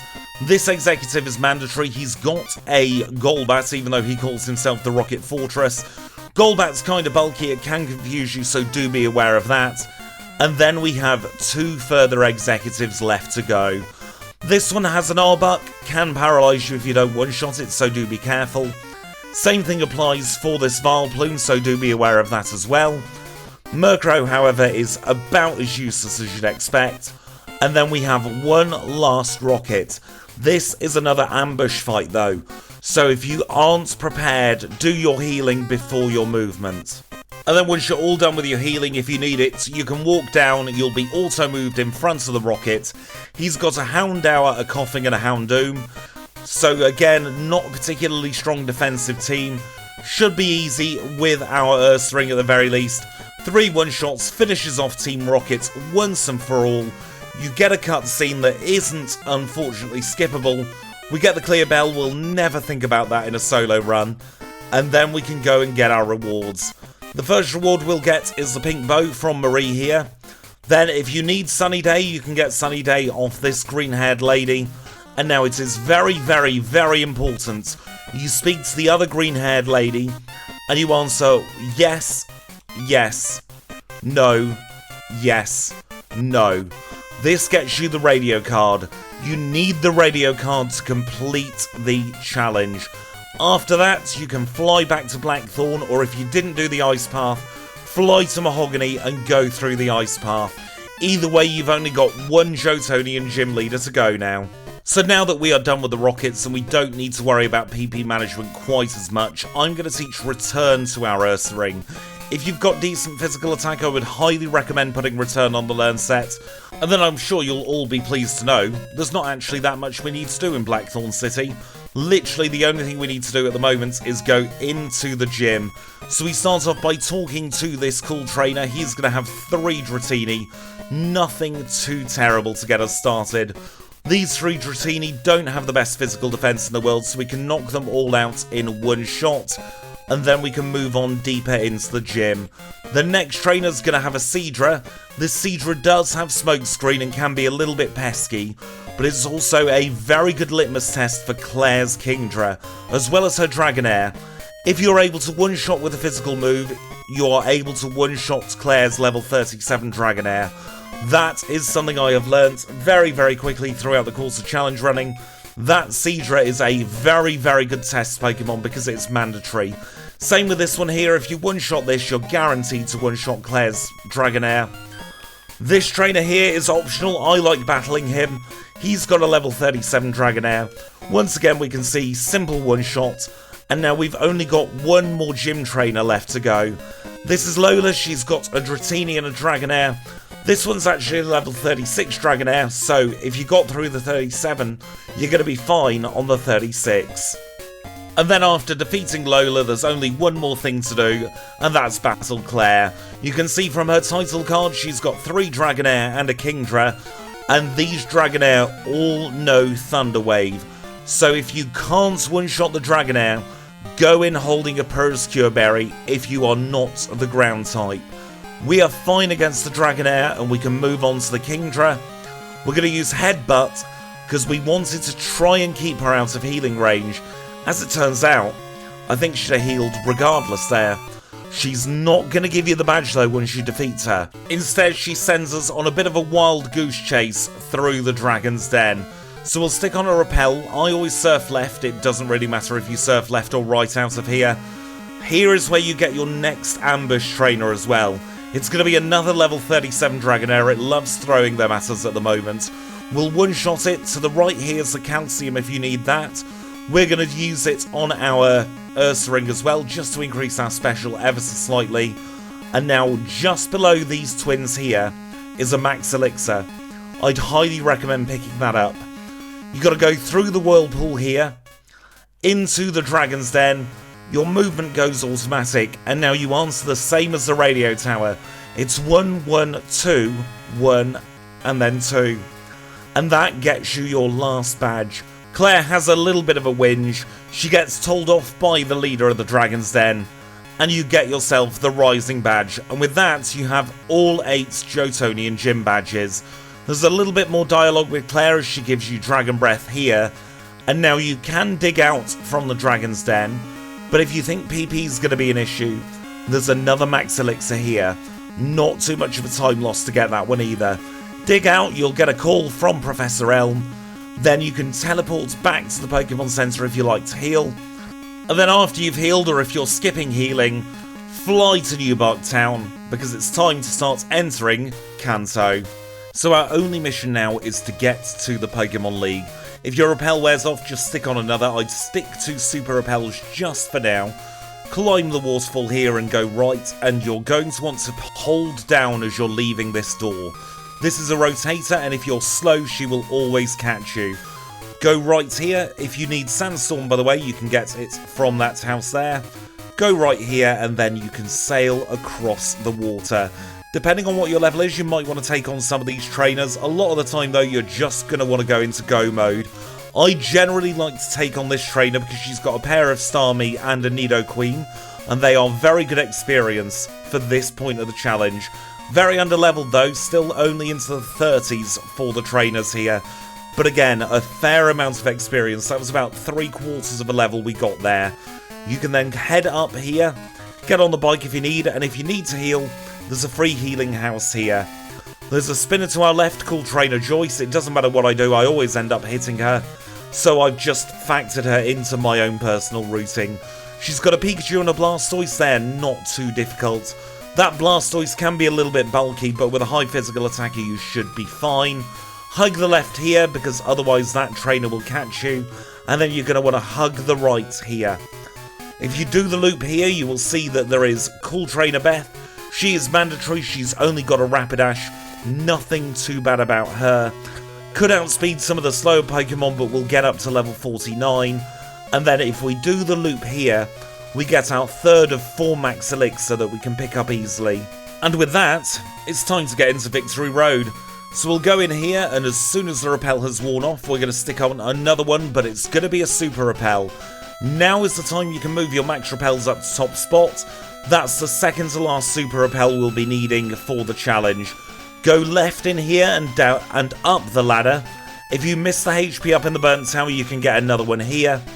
If you want Earthquake, then go left here, fall down the hole, get Earthquake, there's also a max potion in that rock. And then you're back to this ladder and Rival 5 will ambush you. Your Repel won't wear off, by the way. I just did a little bit of extra movement to do some retakes there. He leads with Sneasel this time. We might as well use Return. He's probably going to send out Golbat second. Again, should be fairly simple now. We've got a huge amount of levels over the rival. We'll use Fire Punch for the Magneton. Out comes Haunter. We've still got Feint Attack. It's probably, I was going to say it's probably not going to one-shot for us, but it did. Kadabra's 5th, and then his final Pokemon is going to be the fully evolved starter. Again, fairly simple rival battle. You shouldn't have too much trouble at Rival 5. And with that, you're at the Pokemon League. So the first thing to do at the League, if you need it, is to heal up. And now you have a choice. I always deposit the HM friends at this point. This isn't any kind of superstition. It does change the AI of certain Elite Four members. So I always go in with just my challenge run Pokemon.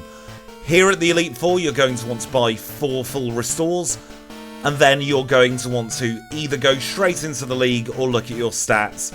We'll go straight into the league in this instance, and our first league member is going to be Will. Once you enter into the league, there's no way out until you either defeat all of the Pokemon League or you black out.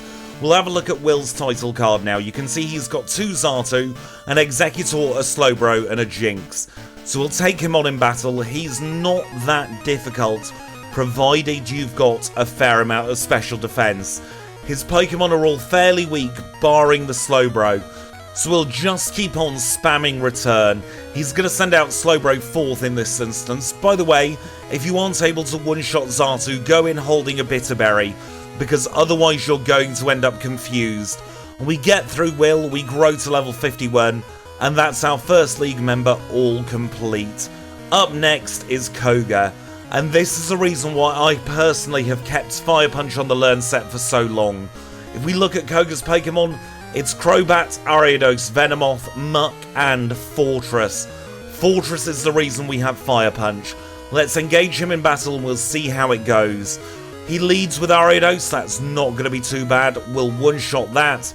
Up next is Venomoth. Venomoth's got a lot of physical defense behind it, so it can be a little bit pesky. We're going to Fire Punch the Fortress. Be aware if you take it into red HP, or sometimes even when it's just in the yellow, there is a very big chance that it will explode on you. So bear that in mind and try and knock it out in one if you can. Muck knows Minimize, so if you've got Stomp, that's perfect because it means you're guaranteed the double damage. Crobat can be very pesky as well. It knows Toxic, and it will try and Toxic Store you with Double Team.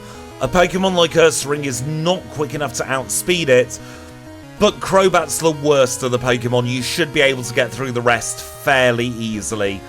Let's move on to Bruno. At this point, check your power points. Make sure you've got enough PP for the upcoming battle. We'll have a look at his title card. It's the 3 Hitmons, an Onix, and a Machamp. The Machamp is the big threat in this battle. We're going to put on Ice Punch now in place of Fire Punch, because that Onix has no special defense, and even though we've only got 75 in special attack, we should be able to knock it out fairly easily. We're going to use Return against the Hitmontop. We'll take it down in 1. If you one-shot with a physical attack on the Hitmontop, you're going to one-shot Hitmonlee and Hitmonchan as well. Hitmonchan has priority Mach Punch, watch out for that.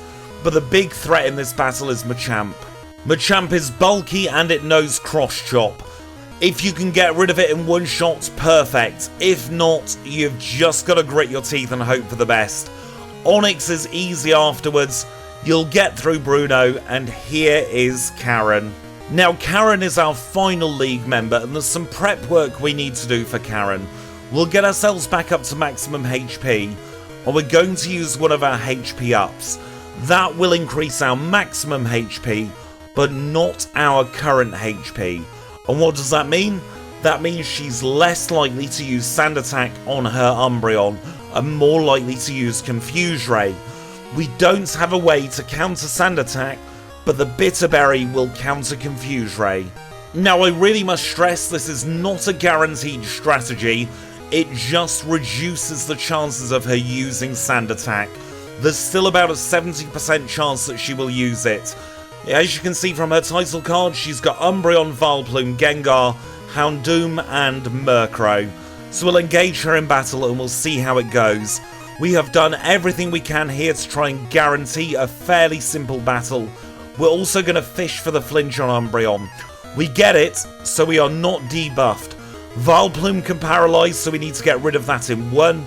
And then Gengar is likely to use Curse. It outspeeds us, Feint Attack will finish it off. We're on a clock for the rest of the battle now. Fortunately, Murkrow is very weak, and that just leaves Houndoom left to go.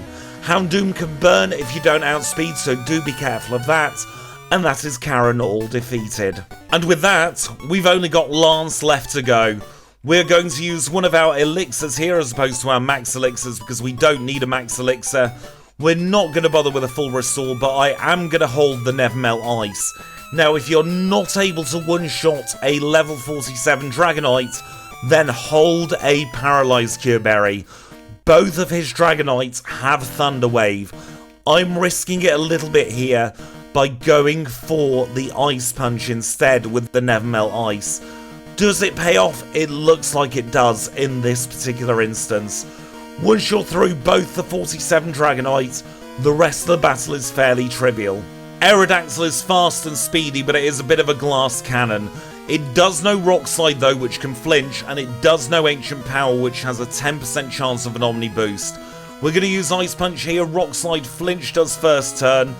Didn't get the double flinch though, and we just have one more to go.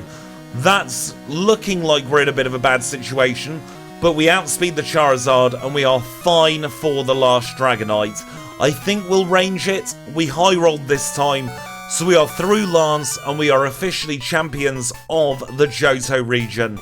This, in most other games, is where the challenge run would end. However, for us, this is just the midpoint of the challenge. We've got another 8 gym badges, plus the red fight still to come until we're done here on our challenge run. So don't you dare go anywhere, because Kanto is next. Now, when you get through the end credits, you're going to be greeted with the continue screen. If you need a move tutor move, now is the time to change the clock. You can do that in-game if you're playing on the Challenge Run patch. We'll stick on a Repel, and now we'll retrieve the HM friends. We're going to have a little chat with Professor Elm first, though. He's going to give us the SS tickets. We'll need that to get to mainland Kanto, because there's no way to get to it at the moment through the Pokemon League. We'll cycle back to Cherrygrove City, we'll retrieve the HM friends, and then we'll take things from there. So it's a warm welcome back to Kenya, Abra, Psyduck, and Paris. They had a lovely rest in the Costa del PC box.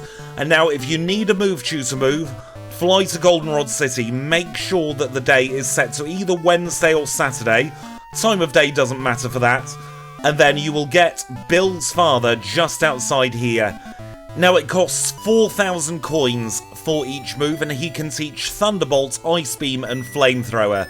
You get your coins at the desk here, so that is 80,000 Pokédollars per move if you want it. If you don't want that, fly straight to Ecruteak City, head east, and then get yourselves wearing a Repel, preferably a Max Repel, as we're going into the middle entrance of Mount Malta. Then we're going to surf up this waterfall here, go through the door, and to our left, down here, is our next rare candy. There's also the Defense Curl TM in this room if you need that. Dig out, fly over to Olivine City, dip your head in the Pokemon Center, and then we're going into the Whirl Islands. There is going to be one spinner we've got to take care of on this route. He is Swimmer George, he's got 6 Pokemon, he's an absolute pest, so save beforehand and just hope for the best. Once you're past him, we're going to go through this whirlpool here, and then we have to take the far route round for entering the Whirl Islands. You're going to need flash, or you're going to need to be able to do this in the dark. We jump over the ledge, we jump over the second ledge, we go down the ladder, and just here is our next rare candy. We'll dig out now, and we can teleport back to Olivine Pokemon Center. And with that, it's time to get on the boat. Enter in the harbour just here, have a little chat with the man, and he will get you onto the SS Aqua. Now, there's a teeny tiny bit of storyline we need to do on the SS Aqua, as we need to reunite the man with his granddaughter. First thing we do is speak to that sailor there. He'll block you from going further. Go into this room and you'll find the slacking off sailor. This is Sailor Stanley. It doesn't matter if you win or lose this battle, it's one of those can-lose battles. We shouldn't be in any danger of losing this battle though. Once you've defeated him, you'll be automatically healed, and then you can go back down those stairs which were blocked off by this sailor. We can carry on going left here, into the captain's room, chat with the granddaughter, and you will get yourselves the metal coats from the captain. It's meaningless to us, but it does give a 10% boost to your steel type moves. Now we can leave the boat, and we'll stick on one of our repels, and we will teleport off the boat, and that will get us straight in front of Vermilion Pokemon Center. And the first thing we do in Kanto is the last thing we do in Johto. We're gonna get another rare candy, this time from the chairman of the Pokemon fan club. And with that safely tucked in our bag for another run, we're at another one of those points in the challenge where it really is up to you how you want to factor your routing in next. You can complete the Cantonian gyms in literally any order you like. There are some things that are mandatory that you will have to do to get through to the end of Kanto. So what I'm going to do is I'm going to show you the mandatory things, then I will show you two different versions of the Cantonian routing you can take. It really is up to you. The only things you have to do are the mandatory things that we'll do straight away now. So we're going to drop a hard save here, and then we will reset and go back to the beginning of Kanto, and then we'll reconverge all of those different versions together for the red fight. So there is one storyline in Kanto that is absolutely mandatory, which we need to do in order to access the western part of Kanto, where trainers like Brock, Blaine and Blue live. So we're going to go through Saffron City, north out of it, and we're going to enter into Cerulean City. We're going to take the eastern exit of Cerulean City onto Route 9, and there's going to be one mandatory trainer here. This is a schoolboy with a Golduck and a Sandslash. So we'll beat up both of his Pokemon, and then we'll keep on heading towards the power plant. The power is currently off in Kanto, which is why we're heading towards the power plant. He doesn't have max vision, so we can dodge him. She's a spinner, however, and she quite often catches me when I do this routing. We're going to dip our heads into the Route 10 Pokemon Center, and then we're going to stick on a repel as we surf down to the power plant. If you need to heal, heal in that Pokemon Center, because you're not going to be able to heal for a little while now. We'll have a little chat with the manager of the power plant. He says that people are going to get a taste of his Zap Cannon, and then we'll fly back to Cerulean City. Now, it's very important, do not go into the Pokemon Center. Instead, go into the gym. You'll see a Team Rocket grunt here, and he has left the machine part. We can then teleport back to the power plant, and we can return that machine part to the power plant owner. And then we'll start surfing down, we'll return the machine parts once and for all, and then that's half of the storyline completed. You get TM07, which is Zap Cannon, a very, very useful move for Red sometimes because two of his Pokemon are weak to electric. And then we fly over to Saffron City. Once we're in Saffron City, we take the eastern exit towards Lavender Town. We can jump over those ledges. This trainer has limited vision as well, but there is a spinner we need to worry about. He's got a Magneton, so he can be a little bit pesky. There is a Peruscure Berry just there, by the way.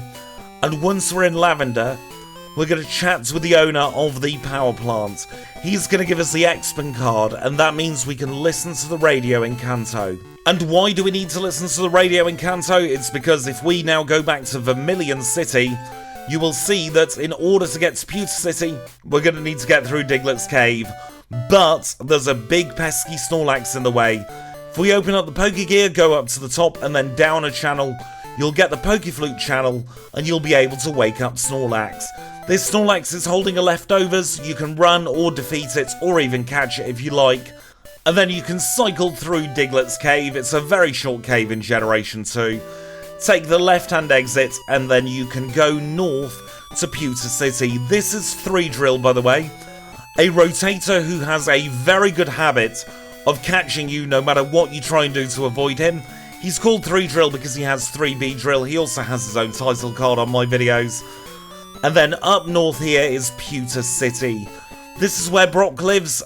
And then we can go further south Take the eastern part of Viridian Hedge Maze, it's slightly quicker. There's an Elixir there if you need PP healing items. Into Viridian City, you can dip in the Pokemon Center if you like.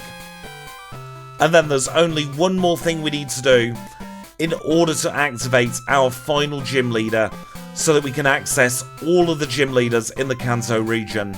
And that is having a little chat with Blue here. So he's going to teleport back to Viridian Gym, but we're now going to reset, and we'll see the Kanto routing in action. So this first version of the Kanto routing is the routing that I used in the earlier days of the channel before I rerouted Kanto. We start off by dipping our heads here in Saffron Pokemon Center, and we're going to head west to Celadon City. In Celadon City you can pick up the leftovers just here from the bin, and you can also pick up a PP up from this bush. Our first gym leader in Kanto is going to be Erica if we're doing this routing. So we cut down this tree, and then we enter into Erica's gym. There's a mandatory battle here with a pair of twins, like in Bugsy's gym. These twins have completely random AI, but the Kanto leaders, and especially the Kanto gym trainers, are very low leveled, so I wouldn't expect too many issues from them, even with their random AI. Take the left-hand trainer here, because she's only got one Pokemon as opposed to 3. This is the next mandatory trainer. She's got 3 Pokemon, a Paras, a Parasect, and an Execute, I do believe. And then it's time to take on Erica. So this is the last of those trainers. We'll grow to level 56. And we'll have a look at Erica's title card. A Jumpler for Blossom, a Tangela, and a Victory Bell. She's going to lead with Tangela. That Tangela can send you to sleep, so do be mindful of that. So we're going to start off with a return because we have more than enough attacking power. And we're just going to return every single one of these Pokemon. It's going to be a very, very simple battle. If you're running a good Pokemon, you should not be struggling with any of the Kantonian leaders. We get our first Kanto badge, the Rainbow Badge. We'll leave here now, and then we'll go and grab our next one.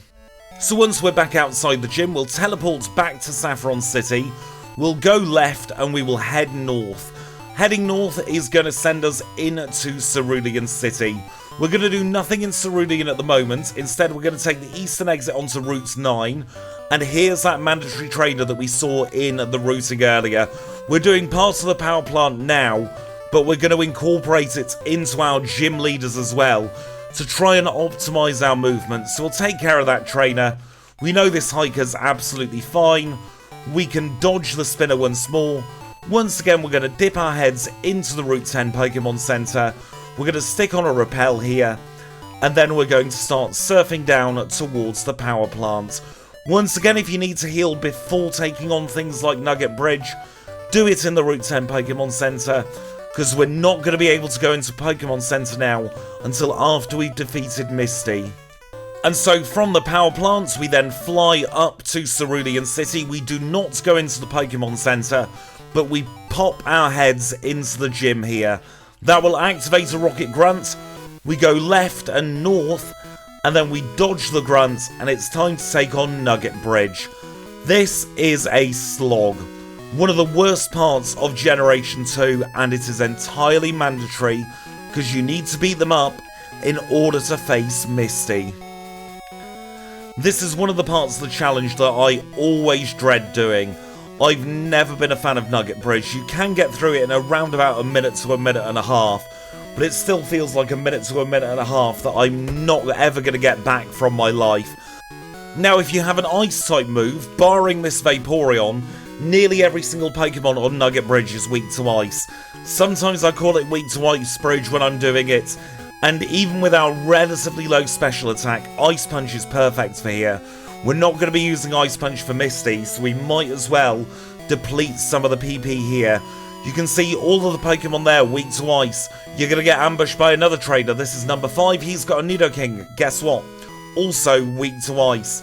So we'll knock that out, and then we've only got a couple more trainers left to go on this iteration of Nugget Bridge. Last Shannon, guess what? Weak to Ice.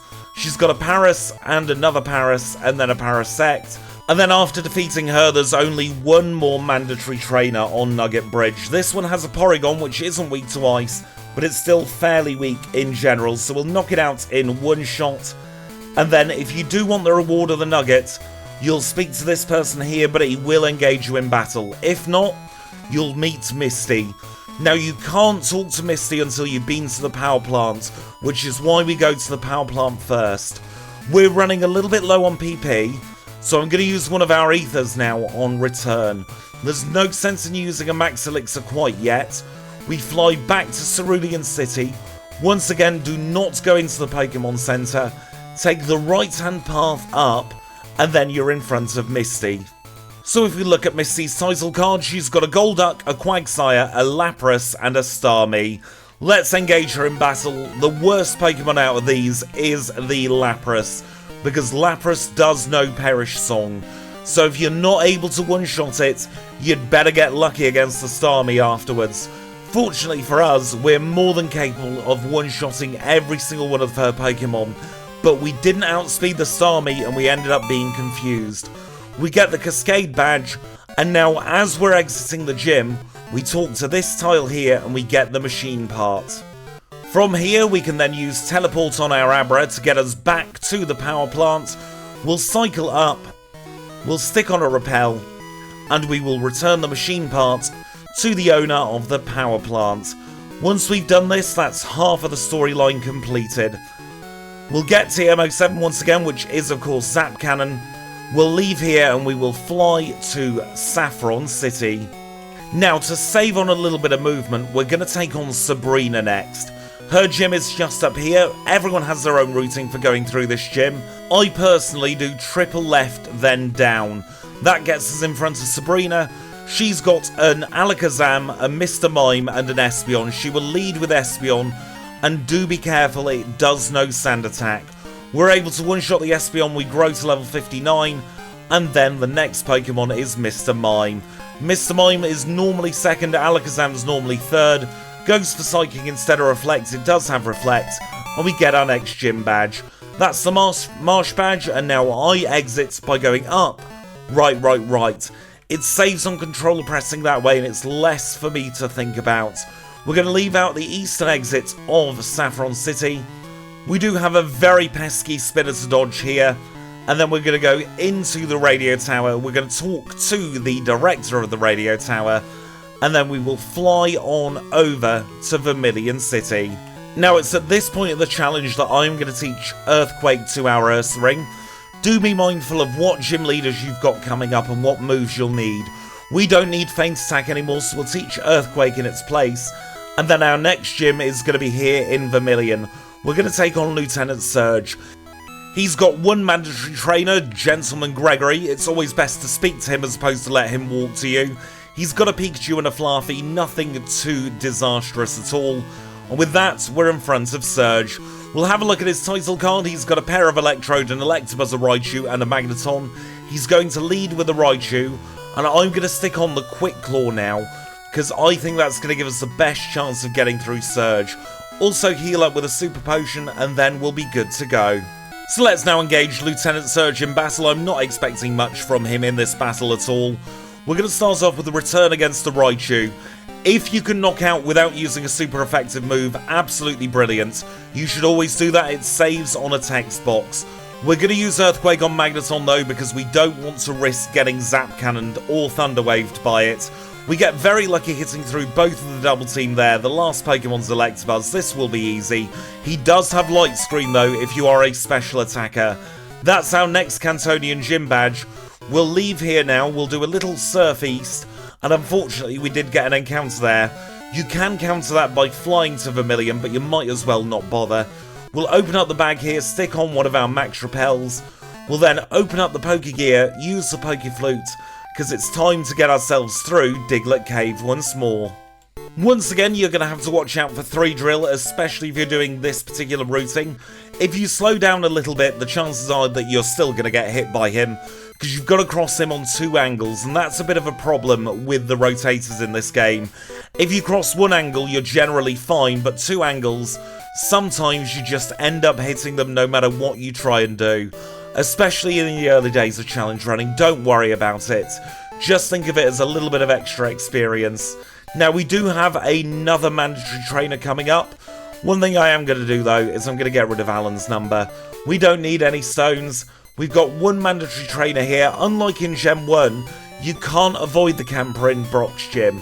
So we'll use a headbutt on this Sandslash, we'll knock it out in one, and then it's time to take on Brock. And if we look at Brock's title card, you can see he's got the 2 Generation 1 fossils, plus a Rhyhorn, an Onyx, and a Graveler. So we'll engage him in battle. He's going to lead this time with Graveler. We've got Ice Punch. Ice is super effective against the ground type. Graveler's got no special, it goes down in one. Same with the Rhyhorn, and then the next Pokemon is going to be Omastar. I recommend using a ground type move for the Omastar, but it doesn't really matter. Grass is best for this gym, but we don't have a grass type move on the learn set. We'll finish off his last 3 Pokemon, and that is us completely done with Tutor City. We've got our Boulder Badge, let's leave here now, and we're going to keep on going south. Once again, we're going to take the eastern part of the Viridian Hedge Maze here. There's no sense in going through the western half. You can save a little bit of time by ignoring that Elixir. We're going to dip our heads into a Viridian Pokemon Center. I'm going to take a heal here as well for PP purposes. And then we're going to hug the right-hand path of Route 1. We've got a lot of tiles which are encounterable coming up, so we're going to stick on a repel, hug the right, then hug the left. Get on the water here, hug the left once more. And now we're on Cinnabar Island, or the remnants of it anyway. Chat with Blue, we have our penultimate rare candy up here as well. That's going to be hiding just on this tile here. We'll then surf east, and we're going to be taking on Blaine next. Now, poor old Blaine has been left homeless because of the volcano erupting in Cinnabar Island. He's only got a Magcargo, a Rapidash, and a Bumhead Fireduck left, but we still have to take him on in battle in the Seafoam Islands. He's going to lead with Magcargo, 4 times weak to ground, also 4 times weak to water. Bumhead Fireduck will go down as well, and that just leaves Rapidash left to go. 3 one-shots for Blaine, and we defeat him. We earn the Volcano Badge, we'll leave here, and we'll continue going east. So hug the borders of the edge of the map, use another repel if you need to, and then you'll find yourselves at the south of Fuchsia City. Go into this gate here and you're almost directly in front of the gym. Janine is our penultimate gym leader and she lives right here. Janine's not a particularly strong gym leader. She has 5 Pokemon, a pair of Weezing, a Crobat, an Ariados and a Venomoth. She is the newest gym leader and she's also the lowest leveled. She leads with Crobat, then she'll send out Weezing next. She'll do both her Weezing in a row normally. Then it'll be Ariados and then it'll be Venomoth. She's not a particularly challenging gym leader by any stretch of the imagination. We'll get the Soul Badge and then we'll leave the gym with the Toxic TM as well. And then that means we only have 1 Cantonian gym leader left to go. We're going to teleport back to Vermilion City now. Viridian City, I beg your pardon, not Vermilion City, I always get those two confused. We'll do a cheeky little Pokemon Center heal. And now this is where we encounter our final gym leader, Blue. We're not going to take him on now though, because the routings are going to merge from here. Instead, we're going to go all the way back to the beginning of Kanto, and I'll show you my current Kanto routing. Now, I promise this is the last time we'll be doing the Kanto routing, if for no other reason than my voice probably won't hold up for a third one. This one I will stress you need to have the bike for, so if you don't have the bike, do the classic Kanto routing that we've just seen. If you do have the bike, this is the one I much prefer, because it eliminates some menuing that you have on the classic Kanto routing, and it's also going to put Janine far earlier in our list of gym leaders, so it does mean you'll have some extra experience for some of the higher level gym leaders that are coming into play here. And we have our first decision point straight away, because we can do Lieutenant Surge at 2 different points in the routing. We can do him first, or we can do him just before Diglett's Cave. In this particular instance, I think we're going to be more than fine to take him on straight away. So I'm going to give the Quick Claw because of those pesky Electrode that we've seen in the previous routing. And I'm going to teach Earthquake now. This is very similar to the end of the line Ursaring that we saw just a few videos ago. We're going to say goodbye to Feint Attack. We shouldn't really be needing it anyway at this point. We'll chop down the tree and once again we're going to have to battle Gentleman Gregory. So once he's taken care of, we can go back in front of Surge once more. We've seen what Pokemon he had from the last routing, so we'll engage him in battle. This is going to be our first gym leader in this routing, and he leads, of course, with Raichu. We'll one-shot the Raichu, Electrode comes out to play. This is why we're holding the Quick Claw. We're just going to get lucky with Double Team once more. Magneton's always third, it doesn't matter what order you do, the gym leader's in. Generally, the Pokemon order is going to stay the same. Quick Claw procs there, one of those 23% chances, and we knock out the Electabuzz. That's Lieutenant Surge done, we obtain the Thunder Badge, so we'll leave the gym now, and we're going to head north.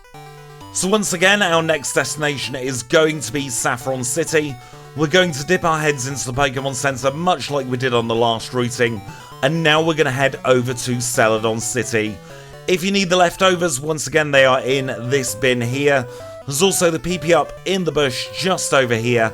And now we're going to go into Erica's gym. Erica's going to be our second Cantonian gym leader in this routing.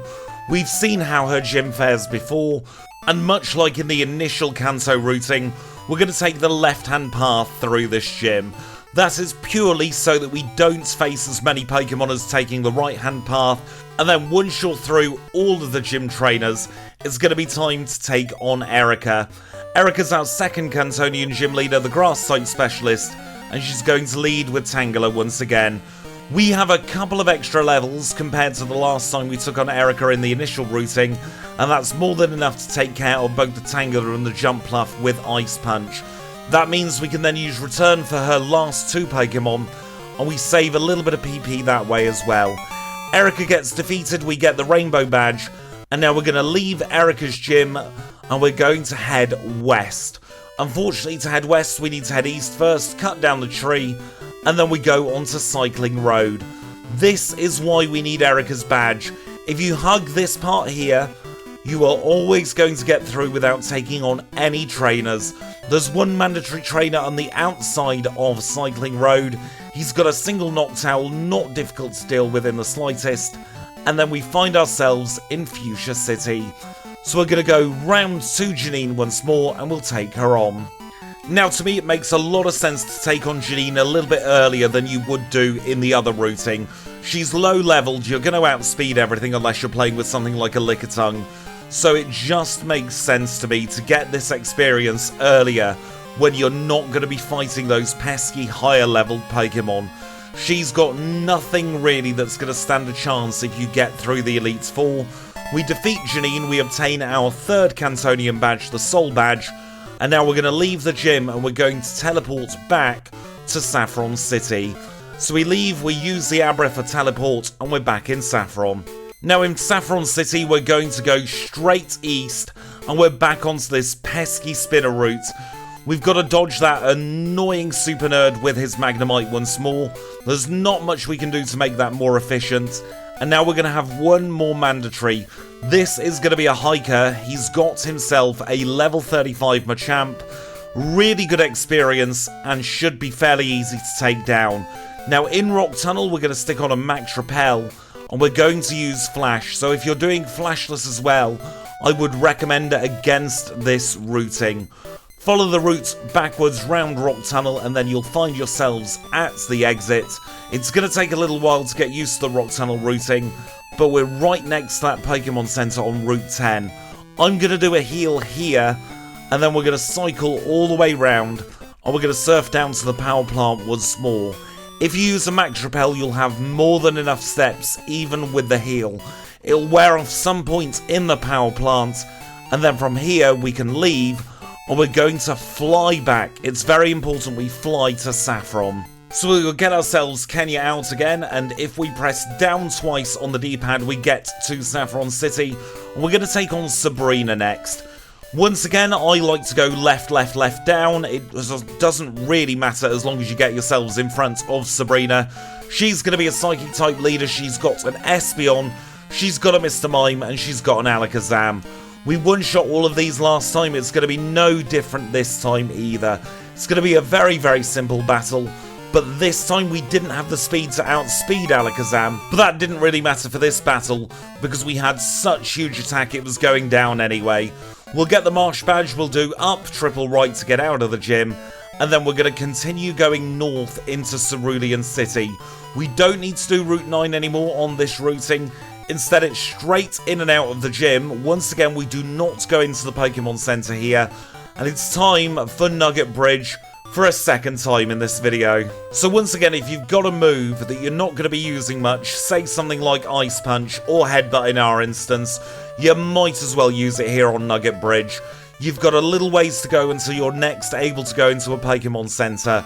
You should have a lot of PP restoring items though in your bag if you follow the routing in case you do need those. So do be aware that you're not able to go into a Pokemon Center until after you've defeated Misty. So do make sure to use all of your PP ups on the relevant moves, make sure to use your Ethers and Elixirs, and you should be absolutely fine. A move like Return has 20 base PP to begin with, and that should be more than enough both for Nugget Bridge and Misty. Especially if you take advantage of some Pokemon being weak to Ice if you've got Ice Punch, being weak to Fire if you've got Fire Punch, or just using some of your lesser used moves. Keep your big moves for the gym leaders, because that way you know you're going to have enough PP to get through some of the slightly difficult battles. Nothing really in Kanto is too hard until you get to Blue, but you should still be practicing good PP management. We're going to get rid of this Porygon now. Once again, we're going to ignore the guy with the Nugget, and we get ambushed by Misty, who calls us a pest, but she does unlock her gym. So we will fly over to Cerulean City. It's just one up press on the D-pad. We ignore the Pokemon Center. We take the right-hand path up to Misty, and we engage her in battle. This is Misty. She's the Water-type specialist. She's our next gym leader. She leads with Golduck, and this shouldn't be a particularly challenging fight, especially because we're level 60 with Ursaring now. We might still struggle to outspeed the Starmie, but I reckon we're in with a good chance of knocking it out in one. We get through Misty, we obtain the Cascade Badge, and now it is vital that we pick up the machine part once more. And then because our teleport spot is still set to the power plant, we can teleport back with Abra, and once we're at the coast, we're going to use a Max Repel here, and we will return the bits to the power plant. So the reason we keep our teleport point there is because you cannot fly to Route 10. We'll get ourselves Zap Cannon once more. We'll leave out of here, and then we are going to fly to Lavender. That's 3 up presses on the D-pad. We cycle east and have a little chat with the director of the power plant, or the radio tower I should say. He gives you the Expin card, and then we're going to fly by pressing up twice to Vermilion City. If you haven't taken on Surge, now is another good time you can do it. We're going to get in front of the Snorlax, we'll turn the radio card up to that tippy top spot, and we'll engage the Snorlax in battle once more. We'll run away and we go through Diglett's Cave for another time in this video, and we are back in front of Threedrill. We get past Threedrill this time because I'm doing my regular routing now, so I'm feeling a little bit more comfortable. There's this one trainer in Brock's gym, and Brock's gym is literally the only thing we ever have to do in Pewter City. So once again, we'll engage Brock in battle. He's going to be our third from last Cantonian gym leader. We're going to use Earthquake this time against the Graveler because honestly I can't be bothered changing moves. Earthquake should be a one-shot on all of his Pokemon, and then we're going to get a free heal anyway fairly soon. So this should be as simple as one-shot City for every single one of his Pokemon. We just need to knock out the Kabutops, and then we can leave here once and for all. That's the Boulder Badge. We'll leave the gym, and then we'll start heading south once again towards Viridian City. Now, if you go full speed on the bike, you're always going to get caught by Threedrill. However, if you delay it by a frame or two, you never get caught by him. So that's the way to get past Threedrill. We're going to keep on the right-hand side of the Viridian Hedge Maze. We'll cut through this tree. We're also going to delete Alan's phone number because I realised we didn't do that earlier on and we don't want to get pestered by him. We'll dip our heads into the Viridian Pokemon Center, and then we're going to stick on our penultimate repel for the main part of the challenge, just here. We hug the right, we get on the water, and then we hug the left-hand side. We're going to chat with Blue to activate him in his gym. He's going to teleport away into Viridian City. We're going to grab our penultimate rare candy just from this tile here. and then we're going to carry on eastwards towards our penultimate gym leader. This is going to be Blaine, now living in Seafoam Islands, and he's not going to be an issue at all. He's only got a Rapidash, a Magcargo, and a Bumhead Fire Duck.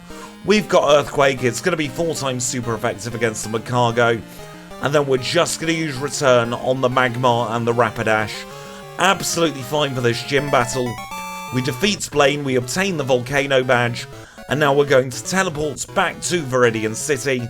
We're going to go into the Pokemon Center to heal because I think that's slightly quicker than a bag heal. And then we can get ourselves into our final gym. So this is Blue.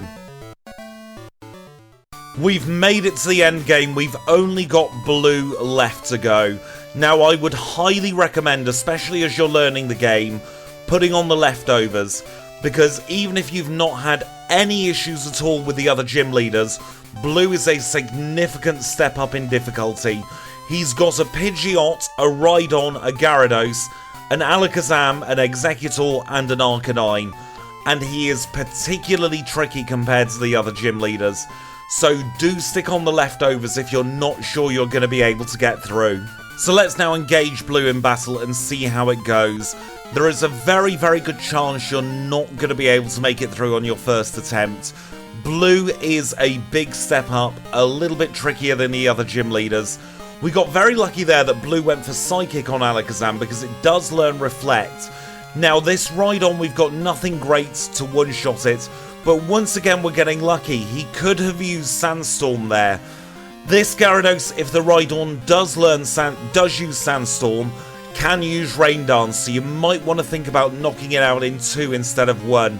You can see it's used Rain Dance there. We're headbutting, by the way, to try and avoid the healing loop. Now we're going to use Return against Executor. It's got Leech Seed, and that move can be devastating, especially when you combine it with the fact that Blue loves to heal his Executor. Now this Arcanine does have Flamethrower, and Flamethrower can burn. It can also crit, which can be absolutely awful, but we did high roll there against the Arcanine, so we get through, and that's our final badge, the Earth Badge. And now what we need to do desperately is heal up. I like to use the bag heal for this last heal, I don't know why. We'll also use one of our max elixirs, and now we're going to fly to Pallet Town. That's 1-up press on the D-pad at this point, because we're going to chat with Professor Oak. He's going to unlock Mount Silver for us, because that's our final destination for this challenge. In order to get to Mount Silver, we're going to need to go back to Viridian City. However, at this point, use one of your last super repels, and then you can teleport back to Viridian, because you're going to need to go west here, and across what people call the most dangerous ledge in the game, and then we keep on going west. This brings us on to Route 28, and as soon as you see Silver Cave flash up, go into your party menu, get to Kenya, and fly to Silver Cave. Dip into the Pokemon Center, and then we're going east. We have one last rare candy to pick up. That rare candy lives just here, and the reason we use Super Repel is because it will run out on your run to the rare candy. So with that, we can go into the bag. We'll stick on a max repel now. We'll move the rare candies up to top spot. We will then teleport back to the Pokemon Center because we're in Kanto technically there. We'll pop our head into Silver Cave. We'll flash and then we'll follow this path around. The path seems intimidating, but you just need to know whether to go left or right. And then we follow this cave all the way up. And we are in front of Red. So congratulations, you have made it to the final trainer of the challenge. Now don't hold back. And it is entirely up to you how you want to handle the Red fight. I personally have my own rules with the rare candies, where I use them in a pattern of 3, then 3, then 4. Other people use rare candies all throughout their routing. Some people wait until they get to Red and dump in all 10 at once. It doesn't matter. Play how you want to play, do what you want to do, just make sure that you are doing your absolute best for you and the Pokemon you're running with.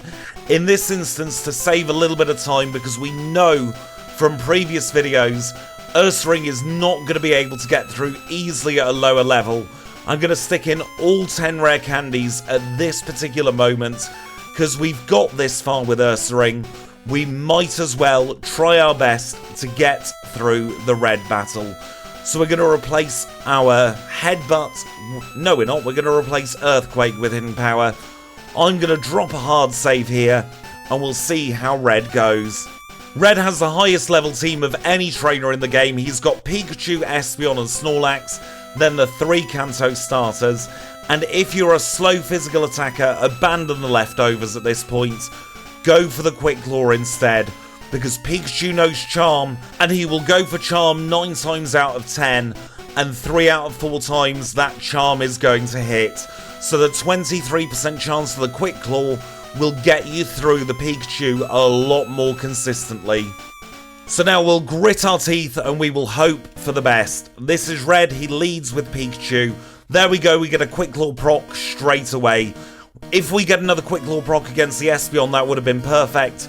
But of course, we don't strike lucky twice in a row. Snorlax is normally third. Snorlax is big, it's bulky, but there's not much we can do against it.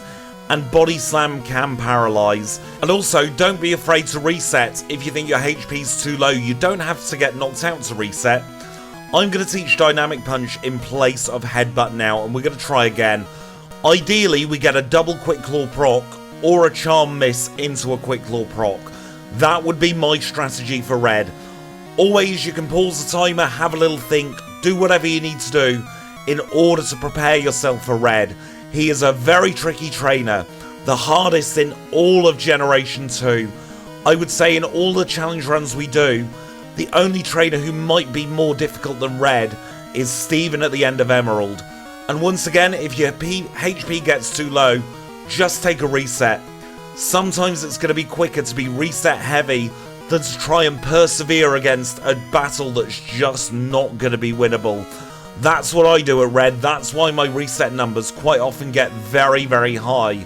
This time though, Espeon has gone straight for Psychic because nothing is guaranteed in Gen 2. So that does mean we can do a slightly less risky strategy against the Snorlax. We can use Double Return instead of Dynamic Punch, and that brings us on to Venusaur.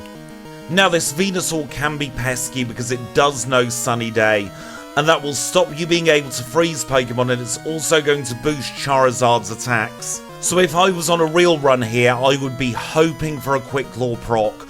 We get it first try here, so we're through the Zard, and that just leaves his Blastoise left to go. Blastoise is going to be nerfed because of the sun. That means he sets up Rain, and that means we are through Red and we have completed our challenge run together. And with that, there's nothing more to do. We get sent back to the outside of Silver Cave, and if you're like me, you will now go and say thank you to Kenya for the last 2 and a bit hours of gameplay. You've been absolutely wonderful, but we've got to return Kenya. Kenya is of course a borrowed Pokemon. We'll attach the mail back to Kenya, and then we will return it to our friend here just near the Dark Cave. And with that, I'll cycle back to Violet City's Pokemon Center. We will save in front of Nurse Joy, and then I will say, with that, we are done. So I really hope you've enjoyed this video. It's been a lot of fun to put together. If you have, make sure to leave a like. If you've got any feedback, leave it in the comments down below. Subscribe if you want to see more challenge run videos and maybe some more tutorial videos just like this. And until next time, I'll say thank you all so much for watching. It's been an absolute pleasure, and I'll see you all very, very soon.